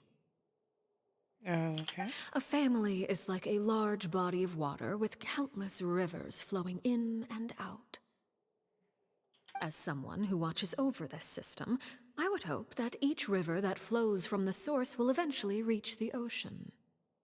Right. Of course, objectively speaking, I know this is impossible. Most of the rivers will dry up along the way, disappearing into the ground and leaving nothing but a barren riverbed behind. Not all rivers are destined to reach the ocean, but I would not see their existence rendered meaningless. I believe the water that flows within them is simply meant for a different destination, like a field in need of irrigation. Or perhaps the glass of a certain water-tasting enthusiast. Did you get any of that, Traveler? Kind of. I think she's saying that when people like disappear, die, sorta, that they just essentially disappear, like super disappear. Like witness protection program, only like nobody knows about it, kind of disappearing. Your words paint an optimistic picture indeed. Allow me to remind you, however, few among us are willing to sip from a glass filled with tainted water. It may have been tainted at one point in time, but not to worry. I'll make sure it's drained of all impurities and returned to its cleanest form. Can she make them forget? I seem to recall there being a transactional aspect to your proposal. Perhaps you could expound on that? If you accept my proposal, Monsieur Neuvillette, I will gradually withdraw my forces from Fontaine. Huh. And, unless absolutely necessary, I will no longer carry out any special missions within Fontaine. I presume I can take your words to mean that, in the future, cases similar to the Tartuffe assassination will cease to cross my desk? Tartuffe? Ah, that thief who embezzled funds from all those charities, you mean?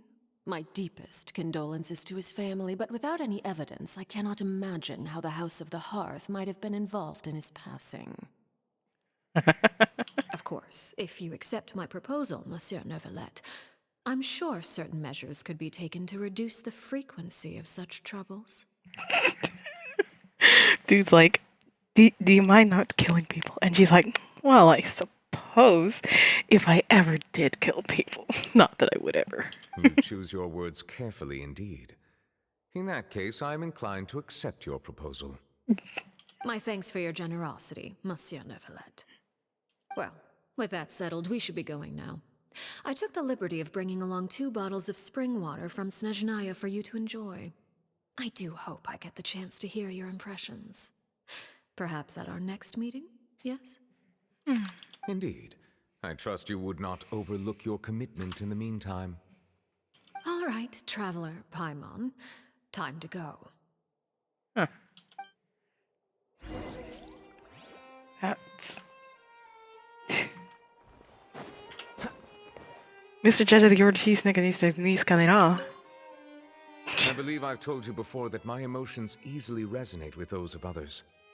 Yet in the few meetings I've had with that Harbinger, I haven't been able to sense any aspect of her emotional state. Her mind is like a still body of water. Who knows what darkness lies in its depths, and the lack of ripples on the surface gives nothing away. Very interesting. It's unclear whether this is her natural state of being, or whether it's an incredible strength of will that gives her the ability to master her emotions. Either scenario, however, suggests she is a very dangerous individual. I do not expect an explanation as to why you two are by her side. Whatever your reasoning, I would only advise you to take caution. Of course. We will be so cautionate. Like, you won't... You'll barely know that we're just, like, willingly following her around. You'll be like, what are you two doing sneaking around there? Goddamn. Ignore me. Anywho. Let's leave the Palais Mammonia.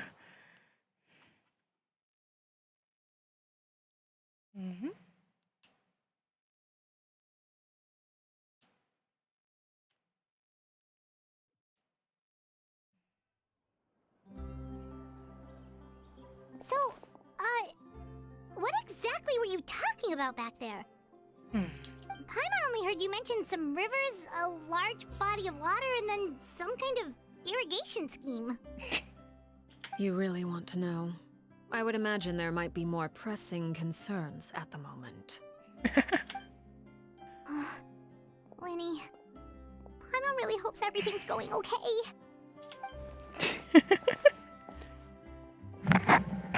Oh, Paimon recognizes that look. You've got your thinking cap on, don't you, Traveler? Nave may seem relaxed, but she didn't seem to be joking earlier when she said those who betray the organization must pay with their lives. I think she's serious about punishing those kids. How should we stop her, though? No, there's something else we should figure out first. When we were talking in front of the Palais Mammonia, she mentioned Clairvy's name. Does that mean she knew where Clairvy was this entire time? Maybe she even anticipated how Lenny and the others were going to act.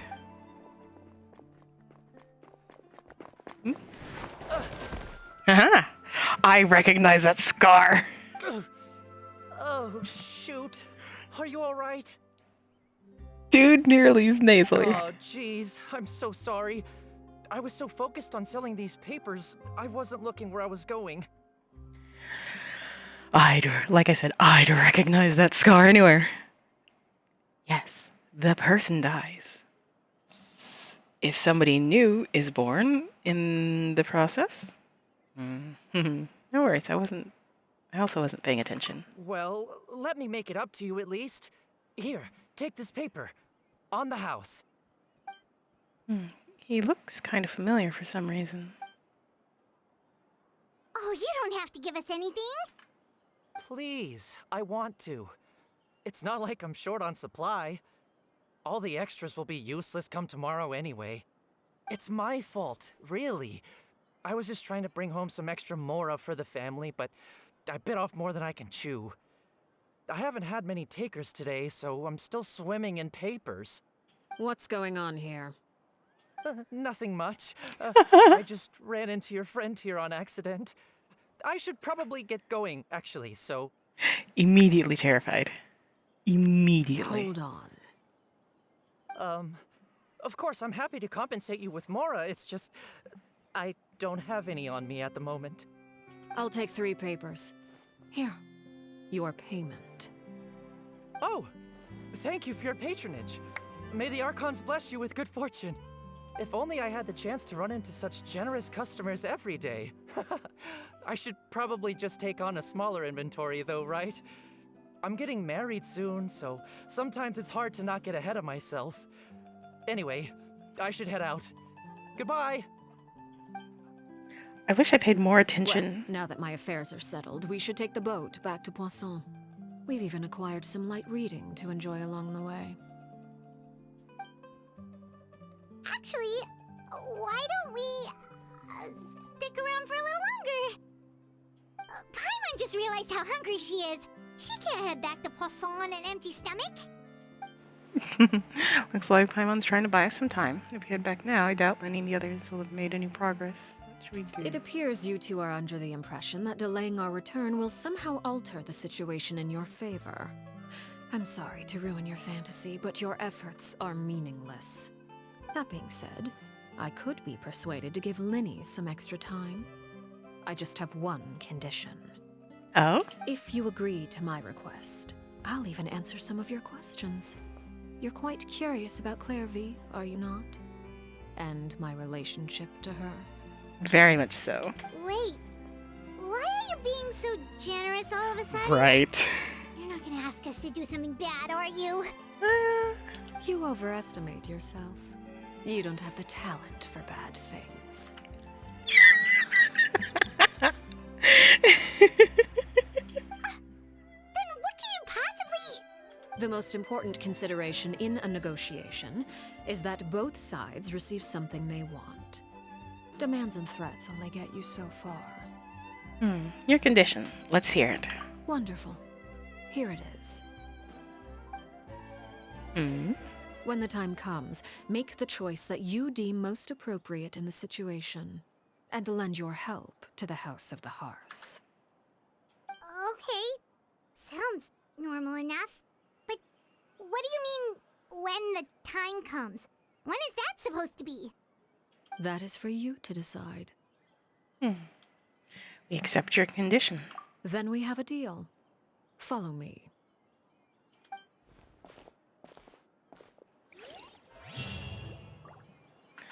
Okay, so basically, a vague, whenever there's trouble, help out the house of the help out the house of the hearth. House of the hearth. House of the hearth. That back of the throat. Hearth. For me, it's more natural to say hearth. This entire time, I've just barely been not saying hearth. Also, we are really going to where there's just no teleportation. The Navy is well aware of the plans Lenny and the others have hatched. She proposes a deal that seems to be a good chance to get to the bottom of this. Yeah.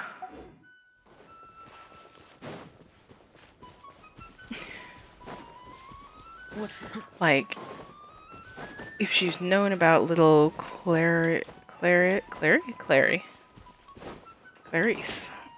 this whole time, then like, why hasn't she done anything? It's raining. I love the rain though. Monsieur Neuvillette, why do you cry? Cryo is always far more effective in the rain. This is going to get interesting.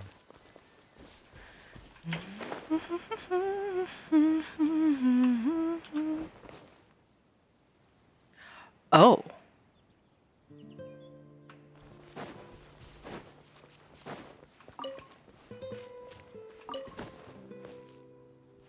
Or am I thinking of somewhere else? I think I'm thinking of somewhere else. I was like, oh. We've been here before. Well, I say that. Have I been here before, at least on stream? I've passed by, certainly. More video. What is this place? What? Indeed. Somewhere long forgotten by everyone. It used to be a grand building. Now it's nothing more than a pile of rubble. No one comes here anymore, nor does anyone care about what once happened here. Although, this place does have something to do with the story I'm about to tell you. It was before I became a Harbinger, and before Linny and the others joined the House of the Hearth. Due to certain events, I first killed Clairvy and then her mother. And this is where it all happened. Oh.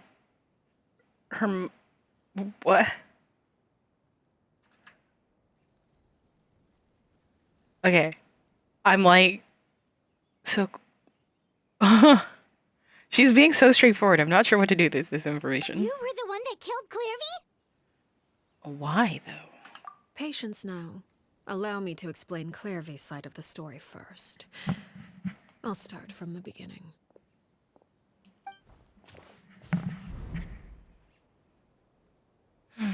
Clairvy was 6 years old when she was brought by her mother, Crucibina, to live in the House of the Hearth. From the outside, it seemed like a fairy tale. A thriving family made up of kind adults and friendly children. Crucibina was the knave at that time, and the House of the Hearth was under her control. She was Clairvy's mother by blood, but she was also the mother to all the children in the house. Oh. And I'm guessing you don't like her very much, considering that you call yourself father. But Clairvy also seemed terrified her, considering what she was... Clairvy was happy here, for a time. But she quickly realized that being part of this family wasn't a fairy tale at all. It was a kind of purgatory. Purgatory? Exactly. The House of the Hearth takes in war orphans from all over Teyvat. But as for how to raise them, that depends entirely on the person in charge. Crucibina came up with a novel idea. She would teach the children to fight, force them to duel each other, and then crown as the king of the house the child who proved themselves most worthy of inheriting her title. Oh. It's difficult to estimate the number of children who died or were maimed in the process. There's little I can say about the ones who died. The ones that emerged with permanent injuries, on the other hand, well, they still served a purpose. Oh dear. They would be handed over to the doctor to be experimented on, or sent away on dangerous missions. Nothing more than tools to be used and then discarded. Oh dear. So those were the experiments Clairvy was talking about. But what actually happened to her? Mm-hmm. Why would you kill her? You said that Clairvy was Crucibina's daughter, so if Clairvy tried to convince her to stop what she was doing, Crucibina probably would have listened, right? Depends on if Crucibina had a heart. Despite being Clairvy's mother, Crucibina cared little for her daughter. She forced Clairvy to join the House of the Hearth only as a means to demonstrate her own impartiality as a mother, to prove that she treated all her children equally. Oof. Clairvy did try to convince her mother to change her ways, but it was to no avail. After her efforts failed, the only other option was to rise up and try to fight back. Unfortunately, the other children had already been thoroughly indoctrinated into the illusion of happiness Crucibina had created. Of course, there was one exception. Someone Clairvy's age who knew the truth about the House of the Hearth. Her name was Peruere. Harry. Wait, the friend that Clairvy mentioned? Friend, huh? I suppose we can call her that for now. Clairvy was a cheerful and passionate person with a tenacious spirit. Peruere, on the other hand, was rather cold-blooded. Her cold-blooded nature allowed her to see through Crucibina's facade. Yet, it was also this cold-bloodedness that prevented her from acting against it. At least at first. While Clairvy longed for freedom, Peruere was convinced that, amid all the fighting and violence, she would make it until the end.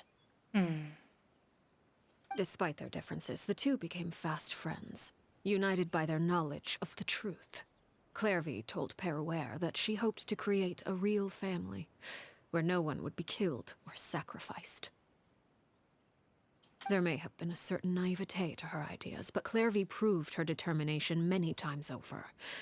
She tried countless times to run away, ask for help, or expose the truth. But her efforts only earned her beating after beating. The only thing that kept her going was her strength of will. Wow. Even with her body racked with pain, she would still stand on her tiptoes and open the window at night.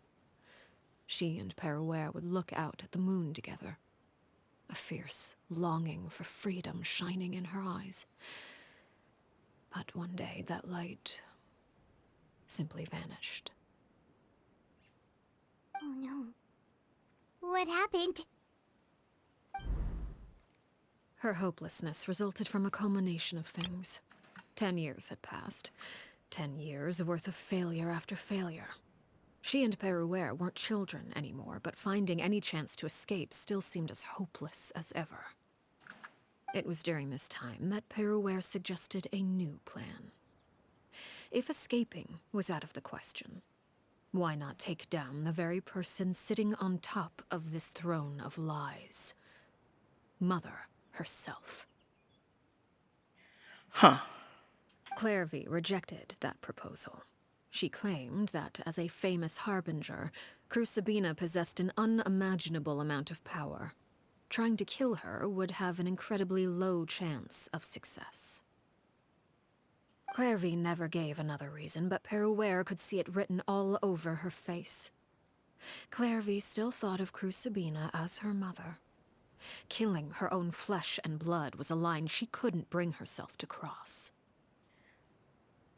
But I'm guessing it was a line that Perouer could. If she couldn't escape and fight back, then only one option remained. Death. Precisely. Death was the only way that she felt she could be free. It happened during a duel. When she arrived at the dueling ring that day, her partner turned out to be none other than Perouer. The very person that had stood by her side all those years. It was a fierce battle.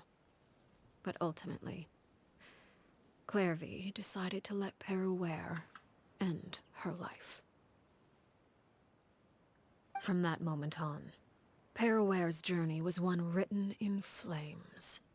When the rain finally came and washed it all away, there she stood, the sole victor in Mother's endless game of slaughter.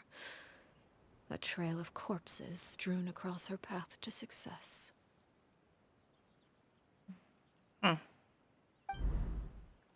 It was the very result she had predicted 10 years prior. Even then, she believed she would make it until the end. She wasn't surprised by the fact that she emerged as Mother's undisputed heir. Rather, her success left her with an inexplicable sense of restlessness. She was unsettled, and there was only one thing that could quell that sensation. Perhaps you two would like to take a guess as to what it was? Killing the person at the very top? Crucibina, you mean? But... Correct. This is the place where Perouer killed her best friend. A mere year later, this is also the place where she fought tooth and nail to kill the mother they shared. The moment she acted, any conception of what was right or wrong ceased to matter. It's one of the principles of the house. Only those who survive get to write the rules. Perouer won the battle, and became a harbinger herself. After which Her Majesty, the Tsaritsa, bestowed upon her a new name. Arlecchino. So the Perry Clairvy was talking about... It was you all along. You're Perouer. Arlecchino is just a name you got later. This was your story, just as much as Clairvy's. I left that name behind long ago. I must say, hearing it now does bring back memories. After I defeated Crucibina, the moniker of Mother died with her. I chose to forego the title she called herself, and even chose to give up my own name. I rebuilt the House of the Hearth under a new identity. Not only as Arlecchino, but as father. If Mother is cruel, perhaps Father can be kind. And that is where the story ends. Any more questions? The Clairvy we met, though, Who is she exactly? She looks more like a 6-year-old than a 16-year-old. Yeah. Based on what you just told us, Clairvy wasn't a little kid when she was killed. So the Clairvy we met, was she really a spirit at all? I suppose you could call her an illusion born of flame. Her existence is like ashes to a fire. Something left over in the wake of blaze and ruin. You see, a certain power runs through my veins. It's not unlike a curse. My flames leave behind shadows of anything they consume. Of course, the chances of those shadows morphing into a sentient entity are exceedingly slim. Clairvy is a very special case. Someone you considered a sister. Clairvy died when she was 16 years old. But what emerged from the flames was her 6-year-old self. Her appearance wasn't the only thing affected. Most of her memories were lost to the blaze as well. Memory is a mysterious thing indeed. Losing a portion of your memories will alter your sense of self. Lose 10 years' worth, however, and it would be like living in the past. Like returning to a version of yourself that never grew up. No wonder Paimon got such a weird feeling when we were talking to her.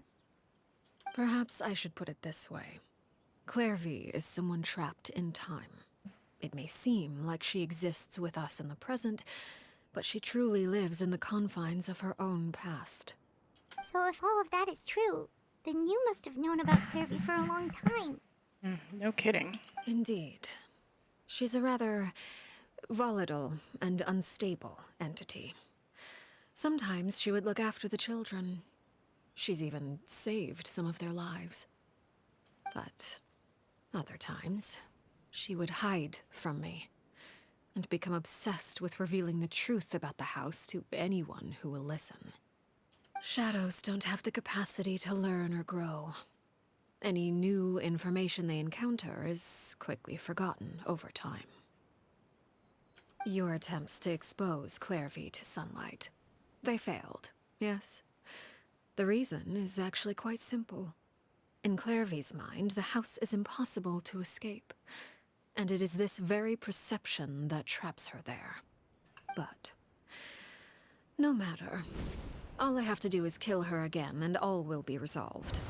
I don't anticipate so much as a single speck of ash will be left behind this time. Wait! Paimon can understand why you might want her gone, but isn't there another way?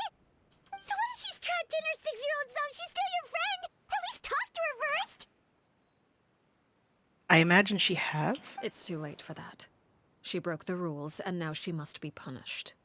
That goes for Filial and Nantoy as well. She's had quite the effect on them. I hope you understand. The difference between Crucibina and myself lies in our formulation of the rules, not our policy for enforcing them. Upholding the rules without question is a trait we both share, because that is how a household should be run. Is this really what you want to do? Speak, Limane. Whatever could you mean? Don't you want to say a proper goodbye at least? Whether as a killer or as a father, there are two things that must be avoided at all costs: anger and sorrow. Anger makes you impulsive. Sorrow causes you to waver. Well, it appears it's about time to proceed. Before we arrived, I told some of my well-behaved children to bring our troublemakers here by nightfall. I do believe I've kept my end of the deal. I gave your friends quite a bit more time. As for what happens now, we'll just have to wait and see.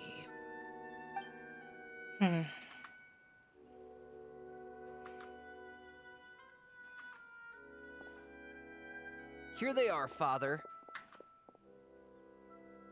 Oh, you gonna execute him? Seeing something like that would actually be Jesus. worse for me. Lenny! Clairvy? I'm sorry. I heard about how you helped buy us more time, but I still failed. I couldn't find a way to fulfill her wish. Huh? Indeed, it's been a while, Clairvy. Perry! Shh, stay right there. I'm sorry to postpone our reunion, but first, I believe certain scores need settling.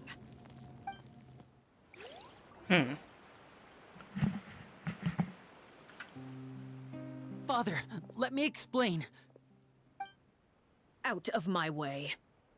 Father! You chose to conceal a threat to the house. And for that, you must be punished. Overall, however, I suppose your wrongdoing is hardly the most egregious of the bunch, so I'll deal with your punishments later. As for right now, the more pressing concerns are the traitors among us. By traitors? Do you mean us? Father, let me explain. We didn't mean to. Fultz, why don't you share what you heard? Yes, Father. Secret Midnight Meeting number 3. Participants, Filial, Nantoy, Sato, Toddy. Nantoy clearly said, if only Father wasn't the one who took us in. Sato added, I'm sick of this life. I just want to live as a normal person. Filial was the worst of them all. She called us crazies and said a bunch of mean things about Father. I did not! You're lying! Fultz is trying to frame us. It's not like I'm the only one who heard those things. After that, you and Toddy and a bunch of other people started talking about Clairvy. You were using all those things Clairvy brought up as an excuse to question Father. We're birds locked in a cage. The only way out is to destroy it.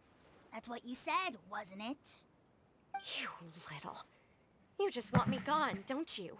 What did I ever do to you, huh? Lady, that's a child. And you, Sheplo, have you forgotten who stood by your sickbed, watched over you, and changed your dressings? Come on, let's hear it then. What's your reason for all this?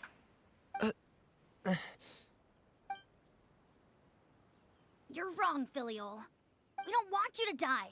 You're our family. Liar. You wouldn't be doing this if that were the case. So why? Why have you backed us into a corner? We all live in the House of the Hearth. You know the type of work we do, Filial. A single betrayal can cost dozens of us our lives. It's not like it's never happened before. That kind of thing is hard to forget. That's why the House of the Hearth cannot tolerate any form of betrayal. Ever since we came to Poisson, you've had 7 secret meetings. A lot of the things you talked about really crossed the line. You've been spying on us for half a month? Wait a second. Now that I think about it, the move to Poisson was just a way to make it easier to spy on us, wasn't it? Because we were all in one place. You've had this planned all along. Filial, Nantoy, I'm sorry. I owe you both my life. I owe Clairvy too. If it weren't for all your help after I got poisoned, I wouldn't be standing here today. If this were any other situation, I would do anything to repay that kindness, even if it cost me my life. But rules are rules. I'm sorry. My hands are tied. Why? Why? That's enough, Filial. We made a mistake, and we should own up to it. We broke the rules, plain and simple. And now we have to face the consequences. I'm sorry, Sheplo. Fultz. I'm sorry, Father. We accept our punishment. Chapleau, according to the rules of the House of the Hearth, how should these traitors be punished? All those who betray the house pay with their lives. And so it shall be.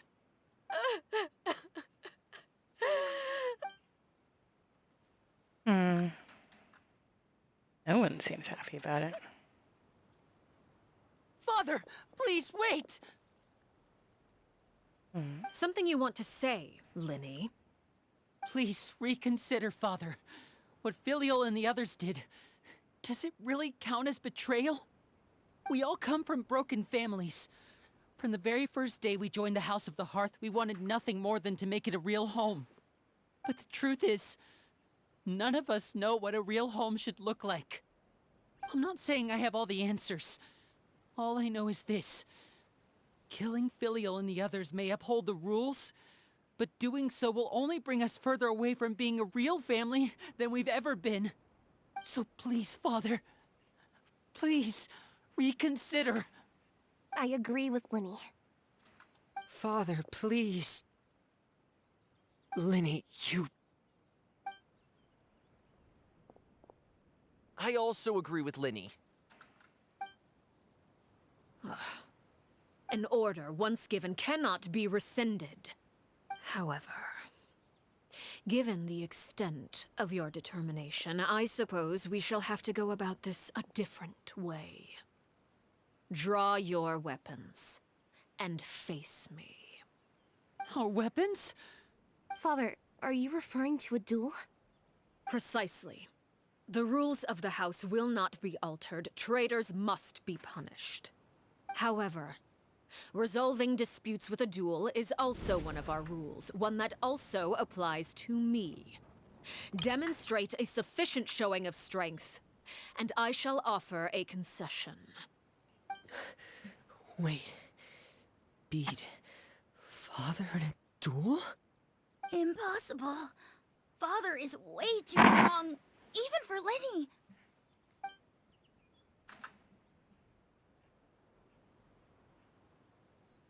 Mm-hmm.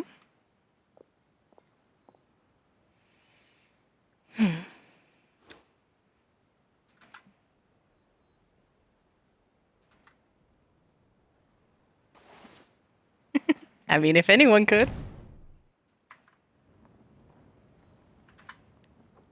Did you hear that, Traveler? Lenny and the others have to duel the knave. What should we do? Can they really win something like that? If they lose, those people from the house are really gonna be executed. Hey, are you listening? Is executing them really what she wants? Don't you want to say a proper goodbye at least? Anger makes you impulsive. Sorrow causes you to waver.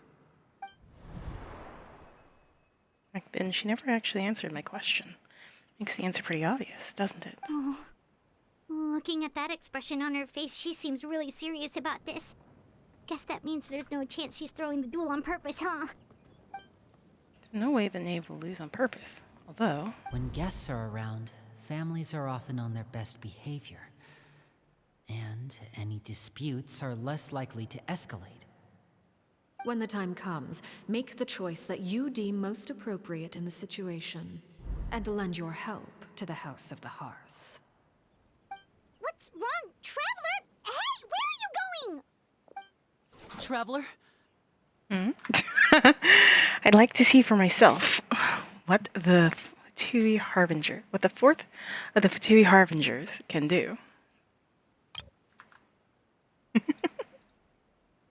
You're asking to join the duel against the knave? If that's okay. I'll allow it. We do have a ready-made dueling ring at our disposal, after all. All I would advise is this. Keep a firm grasp on your weapon, and give it your all. Any less, and you may just lose your life. Huh. Jesus. Jesus.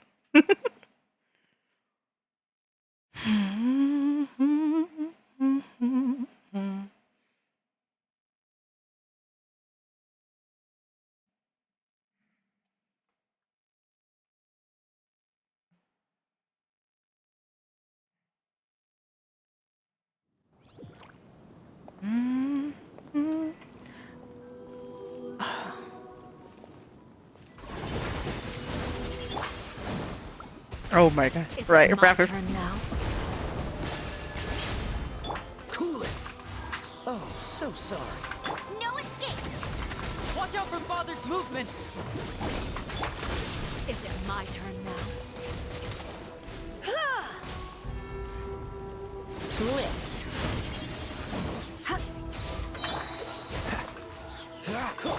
Let's spark things up. Go, go, closer now. Father's even stronger than I expected. With these rising flames. Is it my turn now? They're doing good, damn. Oh, I see them. There they are. Let it rain. Right. If I really have to draw my blade, Now that's more like it.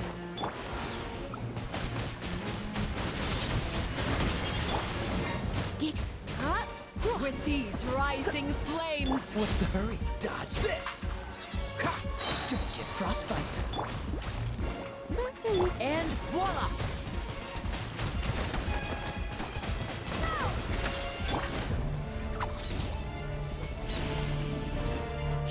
With the fall of darkness, destruction shall rise. Cool it!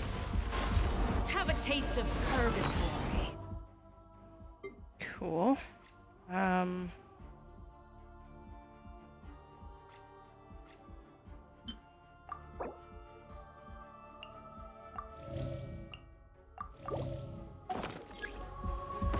Over here!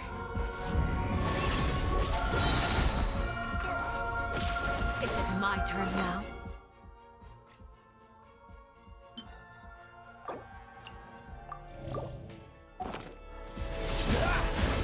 This one will be frozen. Go, Fairy Cut! Go! Come a little closer. Don't look at us. Trapped like a bunch of helpless animals. And I got hit for that. But hey, I have another bond of life that I can cure. If it could stop being Gaia, though, that would be great. With these rising flames.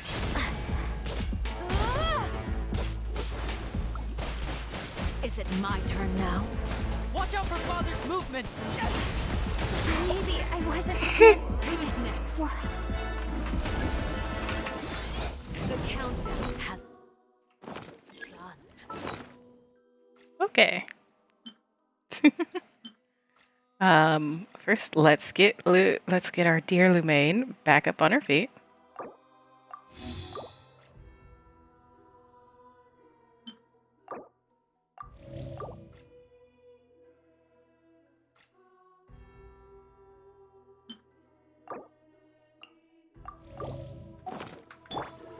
Like a fly tangled in a web. No escape!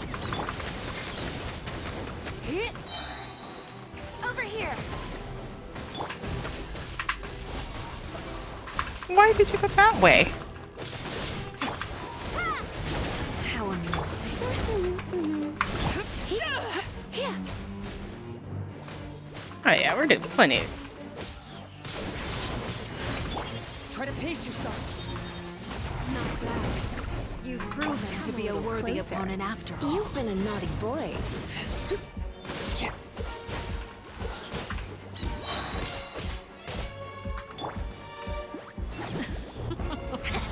Look at you.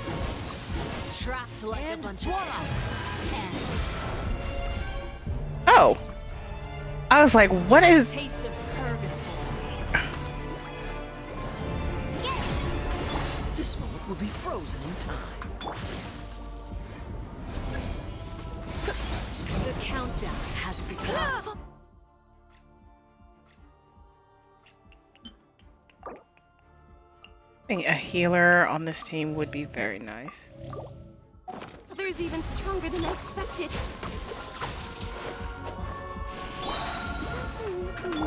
Water jet! Oh. Oh. Oh. Oh. God damn.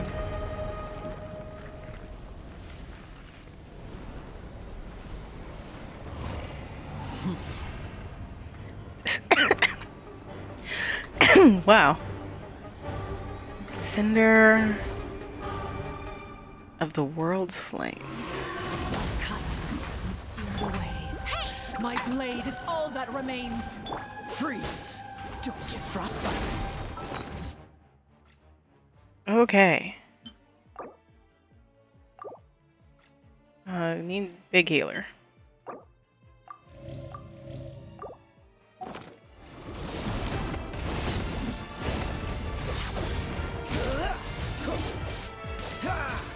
Go, go, Baron Fest! No one escapes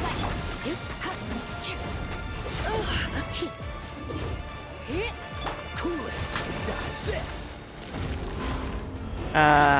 Okay. Now's our chance! Over here!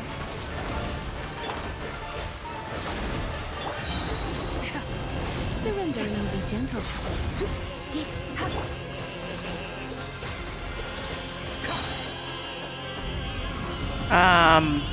Hello, sir. Sun and moon have set. Watch out for Father's movement! Look out! Shoot. You're getting on my nerves. Oh, so soft. Okay, cure one of them.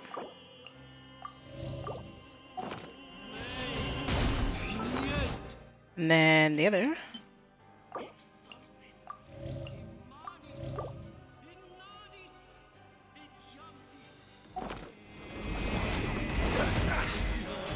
Come on. Kaya. Don't push your luck. Over here! You were a bit.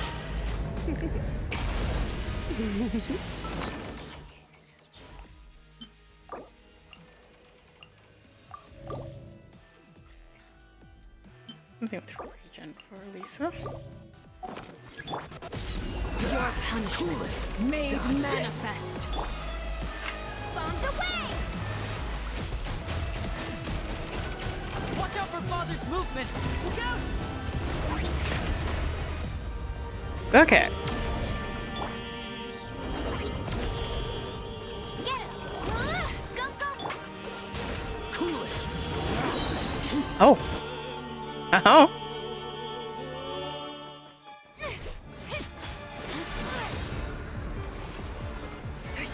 Not going easy on us.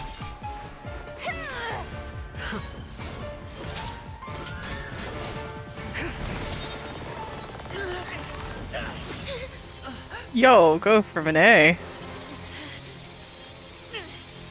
You should know better than to crowd in one place.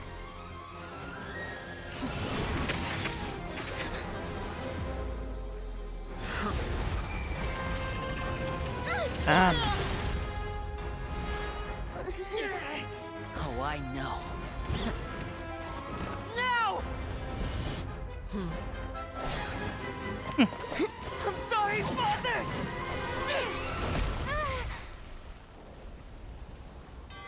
And she stands. Sorry for what? This pitiful excuse for an attack.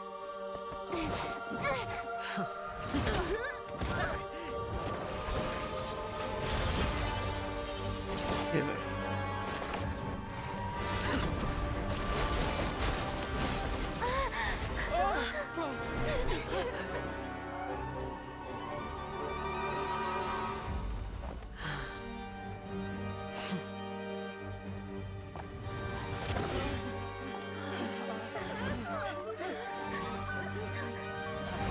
Father, no!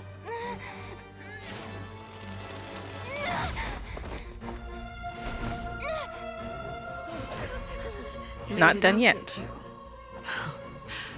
You're stronger than I expected.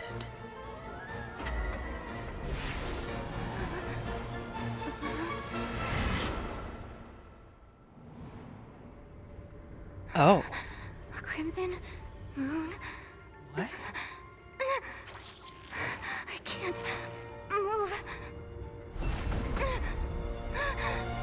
Damn.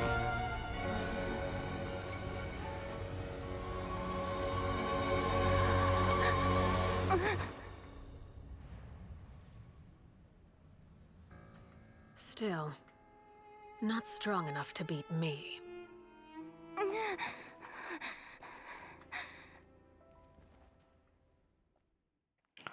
Wow.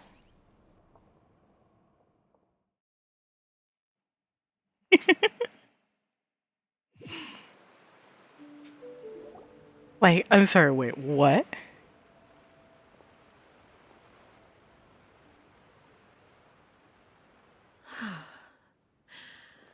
I believe we can end things here. It's not often that we get to enjoy the company of guests, after all. We wouldn't want things to get too out of hand. That's what you, that, okay. Brother, are you alright? Lenny. Given that I am the victor of this duel, as agreed, the punishment stands. No! I never thought things would end like this.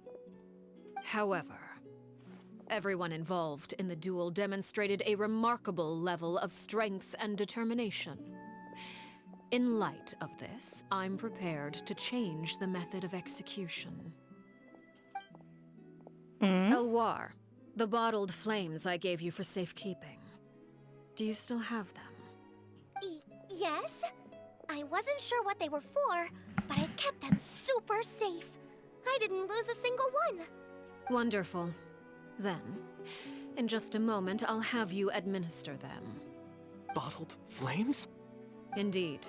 They're the product of a secret experiment. Under certain special circumstances, flames can be extracted from my person and preserved. Once ingested, searing pain will spread across every inch of your body. No harm will come to you physically, but your memories will be burned away. If you can withstand the pain, when you awake, you'll have forgotten everything you know about the House of the Hearth, and will be expelled from the organization. In other words, administering this concoction will kill the version of you that grew up in the house, and give you a new identity. So instead of just letting people go, saying it as if it kills them, only those who are truly determined to leave will leave, and those who are better off staying will stay. So that means the young man that I thought looked familiar, the one selling newspapers outside the Palais Memoria, he must have been the same horror we saw on the list of executions. He wasn't killed at all. Memory is a mysterious thing indeed. Losing a portion of your memories will alter your sense of self. No, if my understanding of the knave is right, she really thinks of that as killing him. The Hourier that lived in the House of the Hearth is dead. The one that remains is simply a normal person living out his life with his beloved. And so, it's much better than actually ending their lives. So, you're just letting us go, Father? You misunderstand. Memories are extremely important. Once consumed by flame, the version of you standing before me will die, and our secrets will die with you. So no, I don't intend to just let you go, because the person who survives will be nothing but a stranger. Even so, I won't have to live in fear anymore. I'm sorry, Father. I'm sorry I let you down. But I really... Don't cry, Filial. You haven't left the house yet, so there are still rules to be followed, yes? Remember what I taught you. Anger makes you impulsive, sorrow causes you to waver. Don't let yourself be controlled by your emotions. Of course. I'll remember. Dry your tears, and go pursue the life you really want. Yes, Father. Chaplot, Fultz, Elwar, take them back to Poisson. And bring Linny and the others as well. I prepared 3 extra vials of bottled flames. As for whether to take them, the choice is yours. Goodbye, children. The next time we meet, I will no longer be your father. Thank you for all you've done for the house. I hope you have bright futures ahead of you.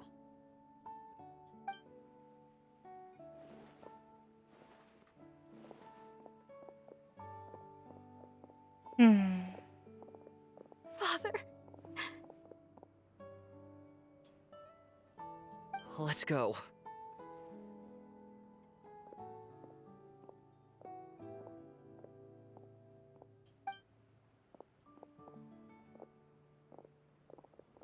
Here, grab my arm, Linny.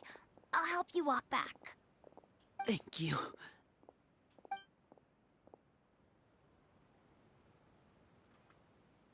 Clairvy.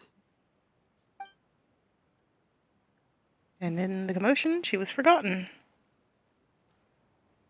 But I imagine she's sticking by her friend Patty. Yeah. Can we talk now? I've been waiting for a super long time. You really are Perry, aren't you? I haven't seen you in so long. How come you're all grown up?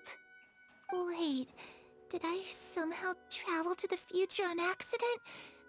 Or am I dreaming? What a long dream. Neither. You died, Clairvy. That's what happened. You could have at least sugarcoated it a little. Look, she's so speechless. If this really is Clairvy's younger self, then I would say she's probably had enough lies. Oh. Okay then. Huh? That's it? You accepted it just like that? Yep. If that's what Perry says happened, then I believe her. Perry wouldn't lie to me. Plus, I don't really need to know why I'm like this. I'm more curious about what happens in the future.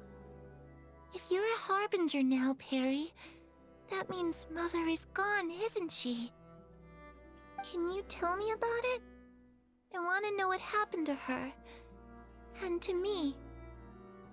You never stopped trying to defy fate. At first, no one believed you. You could only vent your frustrations to the moon. In fact, you often sought comfort in the night sky.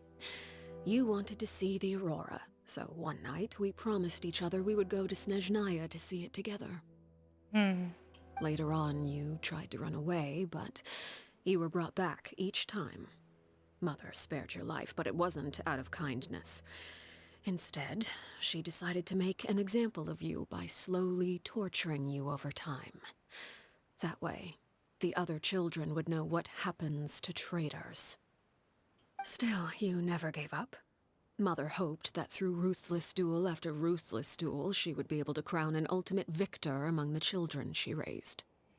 But you called on everyone to unite, to fight to a draw in order to reduce casualties. Your efforts may have only delayed the inevitable, but still. You gave them hope. You tried everything you could think of, but every attempt ended in failure. Still, you never turned your sword on Crucibina, and you never turned it on me. On that gloomy day, you told me, "For the last 16 years of my life, I've done everything I can to fight for freedom. But now, I realize that the only freedom I truly possess is the freedom to choose to die." I never imagined I would say something like that. I must have been feeling really worn down. But somehow, I still think I understand. According to Mother's plan, only one of us was going to make it until the end. And I always hoped that person would be you. Oh. If I could do it all over again, I still don't think I would make a different choice. Even when I first met you, I knew you'd be able to do what I couldn't. Is that so? Even now, I'm not sure I truly understand what kind of freedom you were trying to pursue. But as the head of the House of the Hearth, and as the children's father, I've tried to give them the most basic of freedoms. The freedom to choose their own fate. It's something I discussed with the Eudex of Fontaine. The children who want to leave the house will have their memories wiped clean of all secrets pertaining to the organization. In return, they will be allowed to live a normal life in Fontaine without being prosecuted for their past. Of course, I won't simply hand freedom to them on a silver platter. They have to fight for it and prove themselves worthy of it. Only freedom that is earned has true value. That's more than enough. That's exactly the kind of life I was fighting for. You know, Perry, I think you're a pretty amazing king, and a really great father, too. I'm really happy that you're the one who took over the house. I guess I do have one regret, though. I still haven't seen the outside world. Well, it just so happens that our dear guests over here have been to many nations and traveled to countless places. Perhaps they would be willing to tell you what the outside world is like. Really? Of course! We've traveled all over the place. We've got so many stories, we could probably talk your ears off for 3 days straight! Well, let's talk about the land of Animo. Yes, there's a couple nations, or a nation and a half, that don't exist yet in this version, but let's talk about the land of Animo, nation of freedom. You know, I used to dream of being a bard. Playing the lute while singing into the winds of freedom. Even if there was no one there to listen, I would have continued to sing no matter what. And there's the land of Geo, nation of contracts. Ah, that's where Mora comes from. I never knew that before. If I had some Mora, I would buy 3 new dresses. One for me, one for Perry, and one for Mother. It's just too bad Perry doesn't like wearing dresses. And Mother, she probably wouldn't accept something like that either. I guess I'd just have to keep them all for me then. I could wear a different one every day.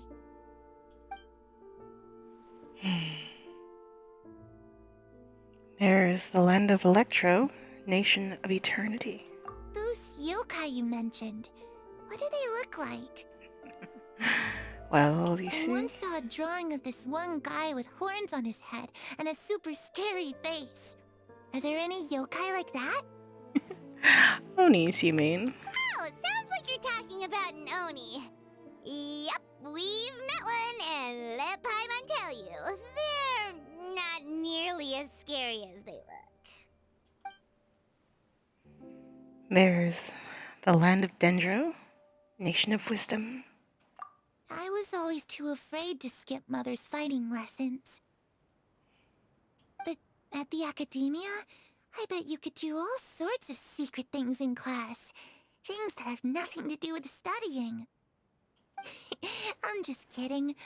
Being able to study whatever you want without having to fear for your life actually sounds pretty great. Tell Clairvy about the various nations you've visited. Eventually, the conversation turns to The Fontation. situation was super dangerous. Lenny and Lynette were accused of committing a crime, and they were going to have to stand trial at the Opera Epicles. Oh no! That must have been hard for all of you. What happened next?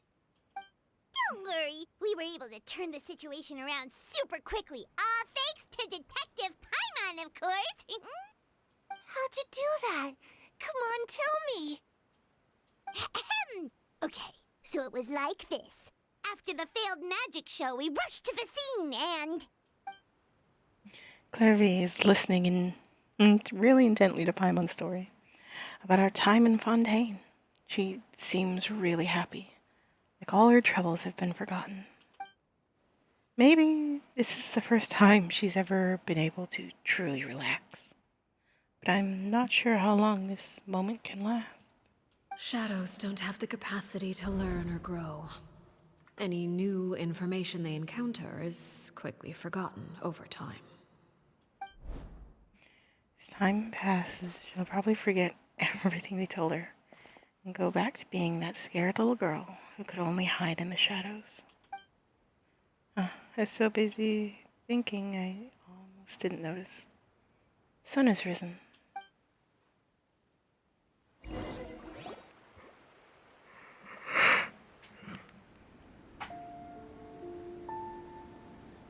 Clairvy, you've worked tirelessly from the shadows to overthrow the House of the Hearth.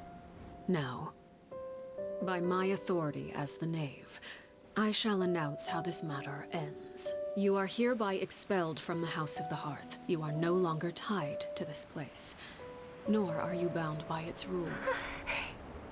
You're saying that I can finally leave? I get to experience the outside world as well? Oh. Yeah. Oh, I almost forgot. There's no getting older for me. Still, seeing who you grew up to be makes me really happy, Parallel. Take care of yourself. Goodbye. May we meet again someday.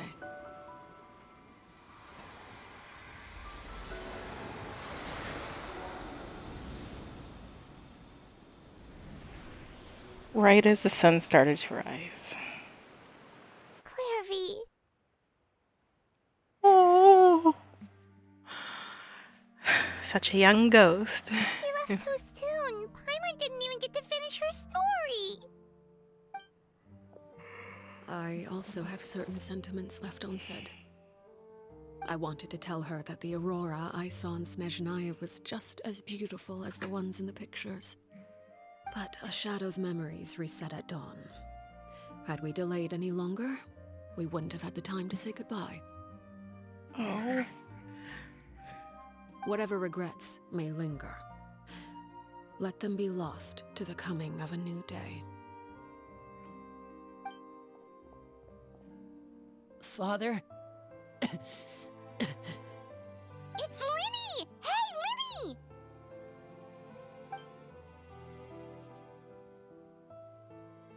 What is he doing back here? Let's go check it out.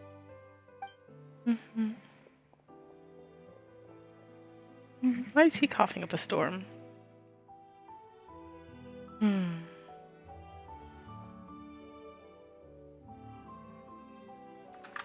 Father, the bottled flames have been administered. Filio and the others have left the house. And you? What have you decided? Thank you for giving us that choice, Father. But we never wanted to leave the house. It's the only home we've ever known. Oh my goodness. Lynette and Fremine feel the same way. They're recuperating back at the Hotel Bouffe d'été. But I decided to come back and tell you where we stood. I'm sure you're well aware of the expectations I have for you. I want you to follow in my footsteps and become the next king of the house. Yet you seem to have different ideas. I must admit, I'm rather surprised by your decision to stay. There's nothing wrong with choosing to live a quiet life. Leading this organization is a heavy responsibility, one not so easily carried by someone forced onto the throne. I just never understood what you saw in me. What made you believe I was deserving of that throne? You're brave, talented, and, most importantly, you cherish your family. You would do anything to protect them, even if it costs you your life.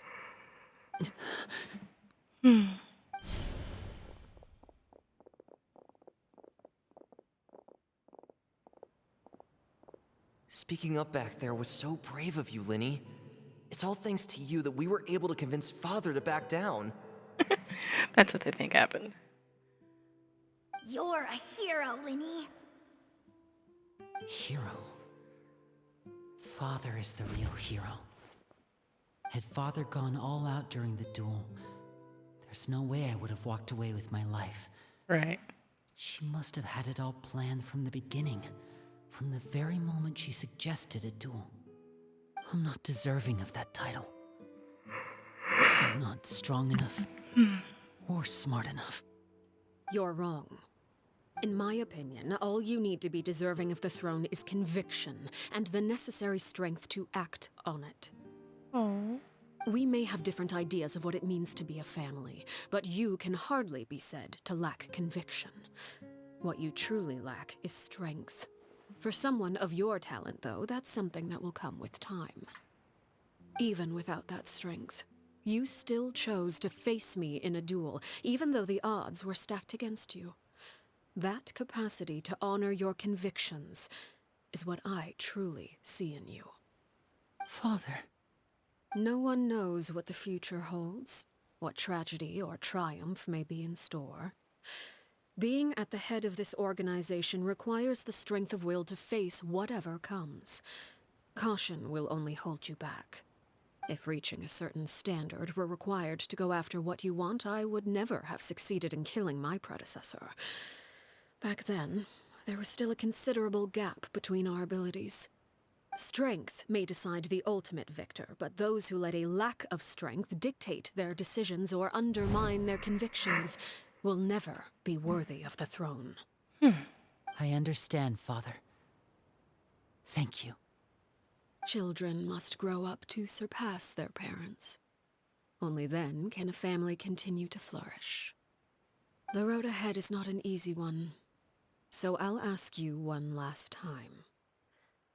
Are you certain you want to stay? You've done so much for me, Father, and that kindness must be repaid. Plus, with Project Stuja at hand, there are many dangers ahead, and I, for one, don't intend to back down. Protecting my family at all costs. That's my conviction. Huh. Then you're welcome to stay. As for Project Stuja, you need not be too concerned. If those cowardly businessmen and heartless dignitaries try to take us down, I'm prepared to teach them a lesson. Having members who longed for the light was our organization's last weakness. With those members no longer among our ranks, the House of the Hearth is like a spider hiding in the shadows. We need only wait for our prey to come to us. At present, our imperative is to use their plan to our advantage. In doing so, a crimson moon shall rise amid the frigid blizzards of winter. No demonstration of loyalty shall go unrewarded, and no sacrifice shall be in vain. Right. Thinking about it, if there's someone who desperately wants to leave, and, but like, say an outsider who seems pretty powerful offers them freedom at the cost of betrayal. I mean, if they feel like there's no other way, they might take them up. No need to have someone stay who might set your house on fire. As for the two of you, whether we meet again as friend or foe, I'll remember the camaraderie we shared in this moment. No matter how arduous the journey ahead, I hope we both reach our desired destination.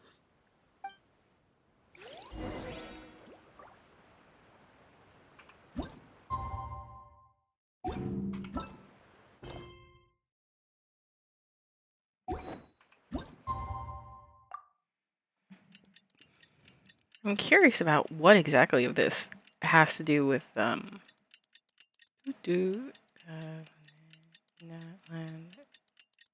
what's the new area called? Oh my god. I didn't know you were. Didn't Linny say that Lynette and Fremine were recovering at the Hotel Bouffe d'été? Oh, Paimon wonders how they're doing. Maybe we should go check on them.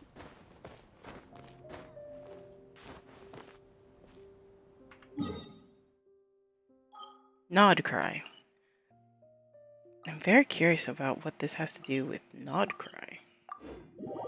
Is it the Red Moon? Is it this power play that's going on? Like, are we going to assist them? Are we not going to assist them?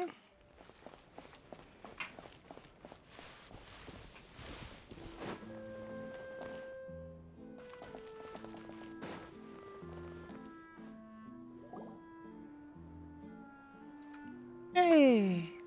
Lynette, Fremine, how are you feeling? You guys are looking better. Much better. Whew, what a relief. What about you? Are you feeling all right? No need to worry. I'm right as rain. I knew you'd come out unscathed. Us, on the other hand, well, we've been bedridden for 2 days. I couldn't even turn over. Oh, and I wanted to ask, is Clairvy gone? Hmm? Linny and the other members have left Poisson and returned to the House of the Hearth. According to him, there haven't been any more sightings of a spirit roaming the house. We bid her farewell under a blanket of sunlight. Her wish has been fulfilled. I see. I'm glad. Father came to check up on us 2 days ago and told us about what happened with Crusabina and Clairvy. Actually, I've met Crusabina before. Oh? Wait, what? You've met the former knave? Crusabina died a year after Clairvy. It was during the year between their deaths that I joined the House of the Hearth. Crusabina had an extremely cruel and radical way of doing things. While she was alive, the atmosphere in the house was suffocating. When I joined, though, the experiment she valued so much had already come to an end, and all the people involved, dead and injured alike, were gone. Crusabina never talked about the past with us newcomers. A couple of months after I joined, Father killed Crusabina and burned all her files. With that, the names of all the people subjected to her experiments, Clairvy included, were lost to the flames, along with the painful memories they represented. Oh. Father took in Lenny and me a couple months after that, but she never mentioned anything about Crusabina or Clairvy. So, like, how small were they all? Like, were they like knee-high to a grasshopper or something? It really seems like something she was planning to keep to herself. No kidding. I'm sorry, distracted. Sorry, not sorry, distracted. Uh-huh. The last time you talked to her, did she mention why she kept it a secret for so long? She said she didn't want us to be affected by the darkness of the past. She was worried we'd develop a false sense of gratitude towards her if we knew about it. The foundation of a family should be free of any corrupting influence. Whatever happened in the past, it has nothing to do with who we are now. Your past often has everything to do with who you are in the present. But I suppose if inviting new people would invite a new past. And that's what Father told us in the end. But I still thanked her for everything. It was only after hearing about what Crusabina did that I finally realized how insignificant our lives could have been. The members of the house meant nothing to her. To say that she valued them in any way, even just as a tool, would probably be giving her too much credit. If Father hadn't taken over the House of the Hearth, I probably would have already... Think about that. She saved you in the end. Father rarely brings up the fact that she saved us. She doesn't believe that being indebted to her should be what ties us together. She was good people. But even if we didn't owe her anything, we would still choose to stay. Because this is our home. We may have arguments or times when we feel wronged. Some people may even choose to leave. But as long as Father is here, we will always have a home. Aww. Whether the path before us is bathed in sunlight or shrouded in shadow, we'll follow Father wherever she chooses to go. She was like 17 when she took over? So I wanted to say thank you for helping us make it through this crisis. Without your help, we could have lost a lot more along the way. I wonder how much time has passed. Oh, we didn't do anything, really. Just invite us back as guests and we'll call it even. Of course. You're welcome anytime. Are Filial and and Toy okay? I actually saw them at a cafe this morning. They didn't recognize me. From what I could tell, they were drinking coffee and talking about one of the operas that started running recently. They seemed happy. If I had to take a guess, I would say they finally found the kind of life they always wished for.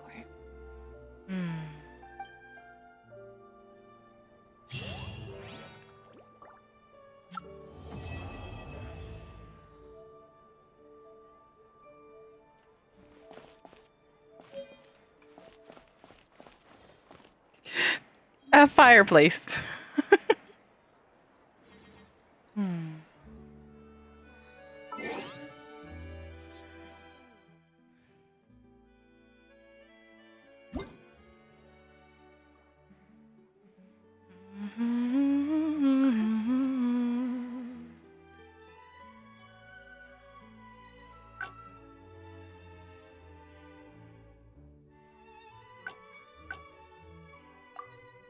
What is this? Geode of replication.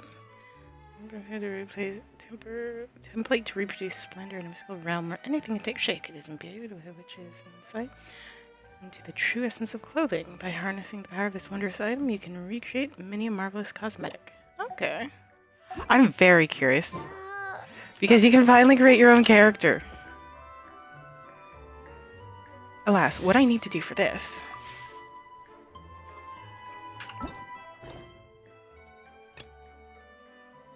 is this.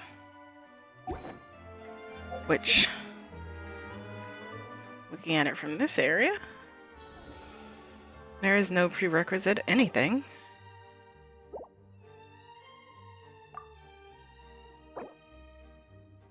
Huh.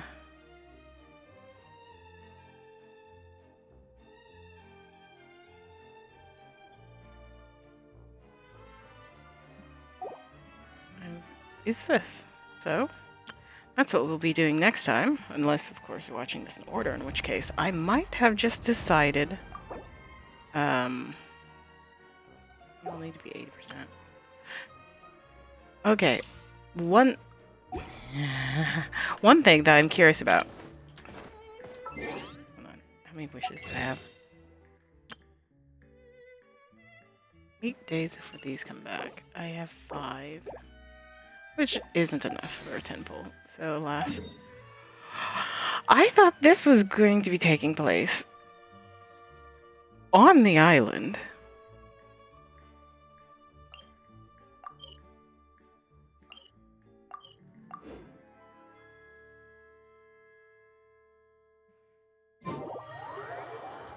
So, if you choose to linger, congratulations, darling.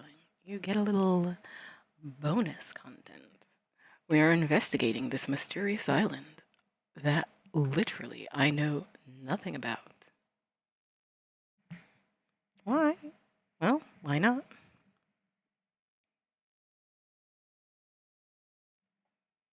The teleporting is taking longer than expected.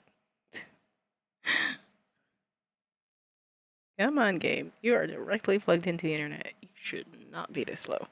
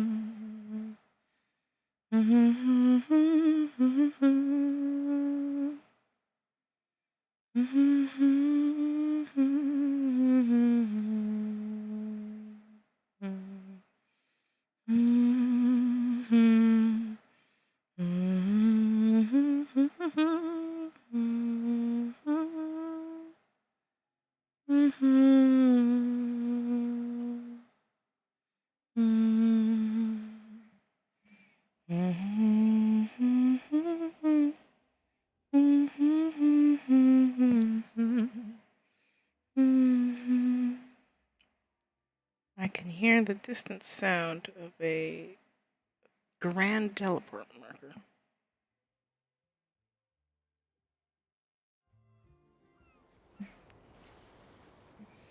You were still resonated with Hydro. Actually, I don't need this team. Although I very much appreciate it. We're not doing a story quest, we're doing we're doing a story quest, not a... Wait. We're not doing a story quest. What are we doing? Hold on. Give me a hot moment to collect my brain. What in the world?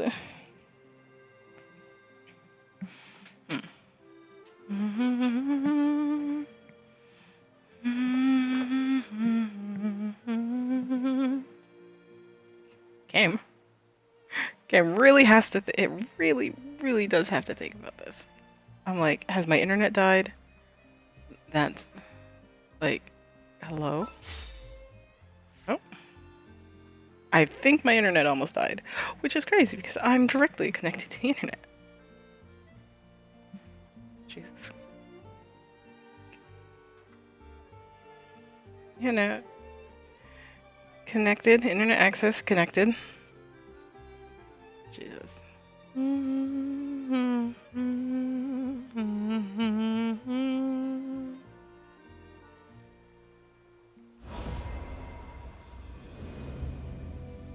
Oh.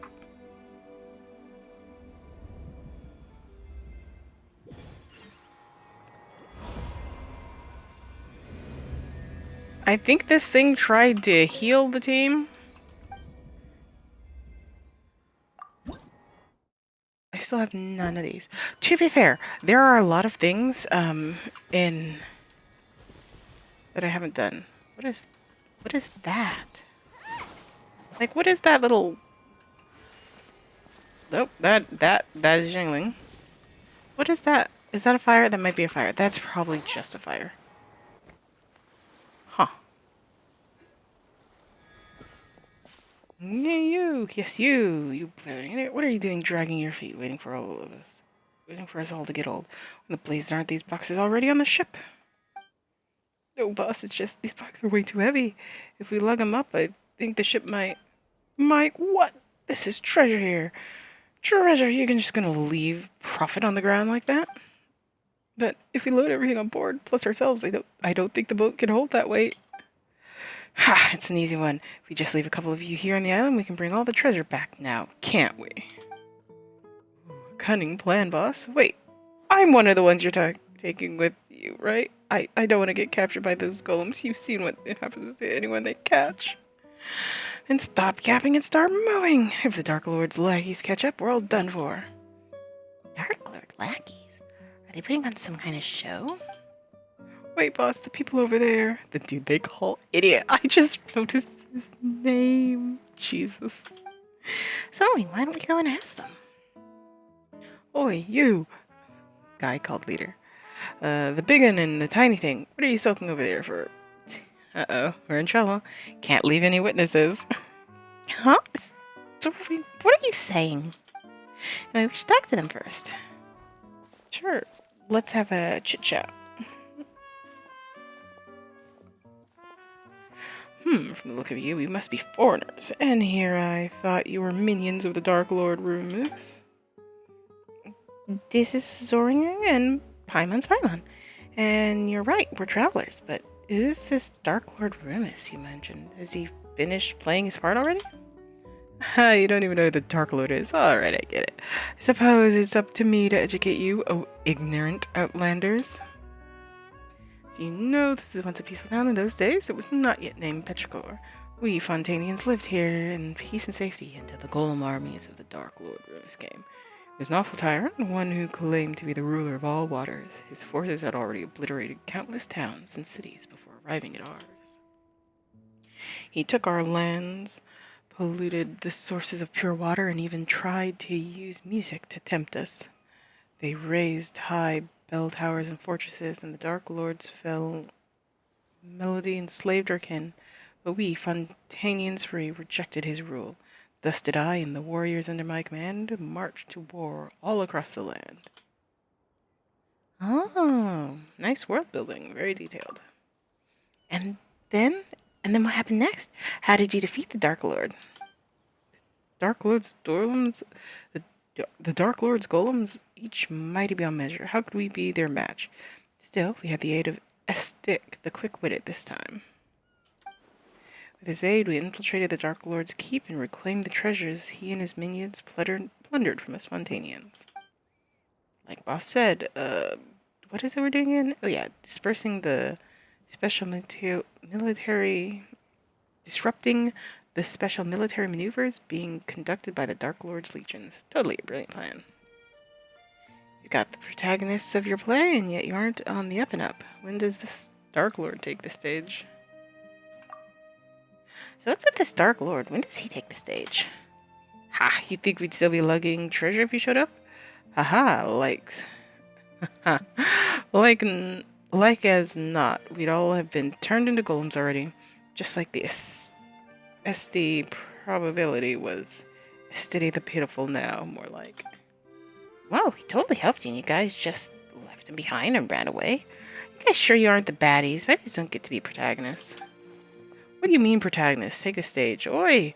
From where I'm standing, it looks like you really are his minions, just dressed up as foreigners. I can tell from all your blabbering on about performances and plays. Eh? You mean you guys aren't putting on a performance? So you won't fess up unless we try you first, eh? Let's get 'em, boys. Wait, are you actually fighting us? Farewell. Sight clear. Let's go.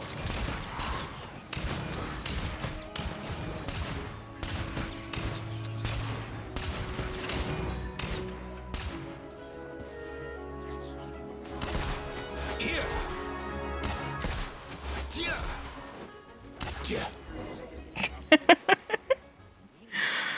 The thieves were beaten so badly they couldn't spare even a thought for the treasures fled on their boat. There they go, huh? Guess they weren't acting at all, after all. What's this treasure they were talking about? Dark Lord this, Dark Lord keeps that. No way that's real. Oh, why don't we have a look at this treasure? Yeah, but we don't know where this stuff came from. I'm on expressing disinterest in treasure? Say it ain't so. Also, what's with this cat? Is this cat important or is it just an island cat? Consider it a necessary investigation. You're not wrong, but what if this is some kind of evil Dark Lord the trap inside? Ugh, there's no dissuading you, but please be careful, okay? As it happens, there were no traps in the container of the evil Dark Lordy variety, or otherwise. But there was no valuable treasure within either. What was in was not but a heavy charge of shattered stone. I knew they were just a bunch of frauds. There's no treasure at all.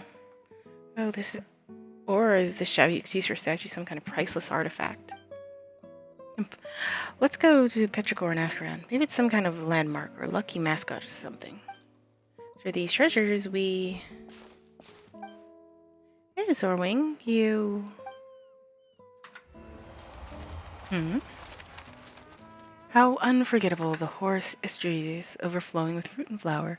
How grand and glorious Systerium. How marvelous the melodies drifting through Cogellum Prosorum. O fate, why not halt at this moment?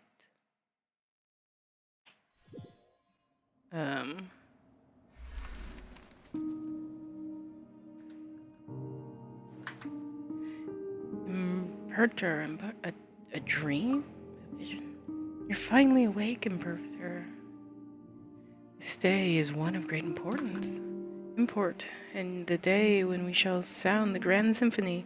Phobos, there's yet time before the ritual impartainer. But we should set out. Jesus Christ! I seem to have had a dream. A dream impartainer. Did not know the gods could dream. In that case, what did you dream of? The great plains beyond the north wind, the silver tree beneath the frozen soil. Or did you see that golden future you once showed me? Saw the sea swallowing the earth.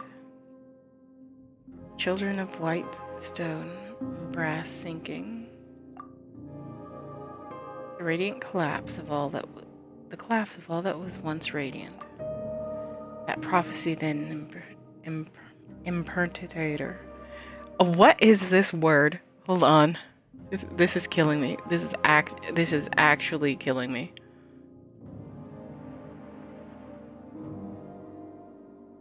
All right.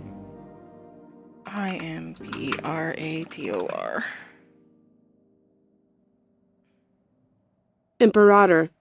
Imperator. Jesus. Commander. Title. So it basically means commander. Imperator. Imperator. Cool. We are the Grand Imperator. I have no idea if you heard that. Maybe, maybe not. That prophecy then, Imperator, it's precisely to prevent it from happening, to fight against the inevitable fate that we are here today. Just as you said, we have paid... Are these like statue people? Like, these are grand statues, but this is just like regular statue person. Or is this like a case of... What is that one dude? Anywho. Paid much for it, but once we are free of fate, Fortuna's shackles, those shackles shall not have been in vain. In this I have faith ever since I have accepted this body and became a Romanim. Apologies, Imperator. Forgive my lack of manners. In any case, please come with me.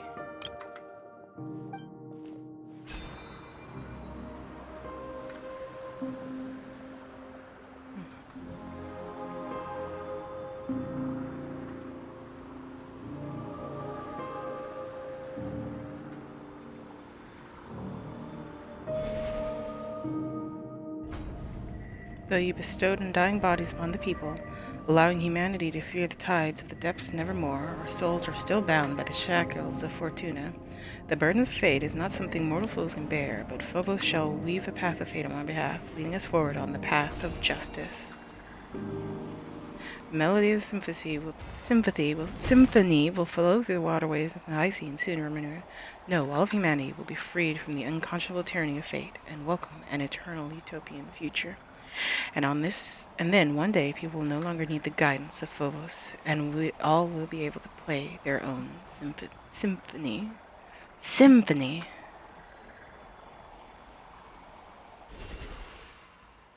Oh.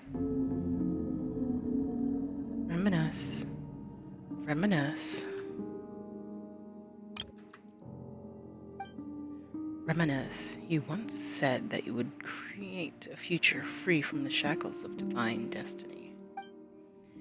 Yet your realm now lies violently shattered, and the chasm you tried to bridge has grown deeper still. The immortal race you created and the peoples of the waters are slaughtering one another. And now the so-called eternal city too faces imminent collapse. Goodness gracious! You cannot control your own creation. Symphony has brought neither justice nor happiness, but instead has become the source of all sin. Though their flesh and blood have been surrendered from the water and soil, the lost souls guide them upon the path of inevitable death nonetheless. The curse of Fortuna is upon your people and upon you. Do you still remember our promise? That is our last resort, as long as the symphony is played.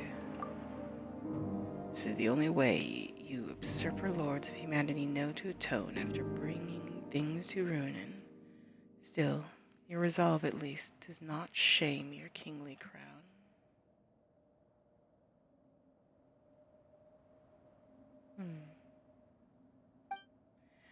And a promise was made indeed. Therefore, allow me to bear witness to your end. What? O king, cursed by fate, drown thyself in song, wine, and feast, for the day of judgment has not yet come. Huh. What do you mean?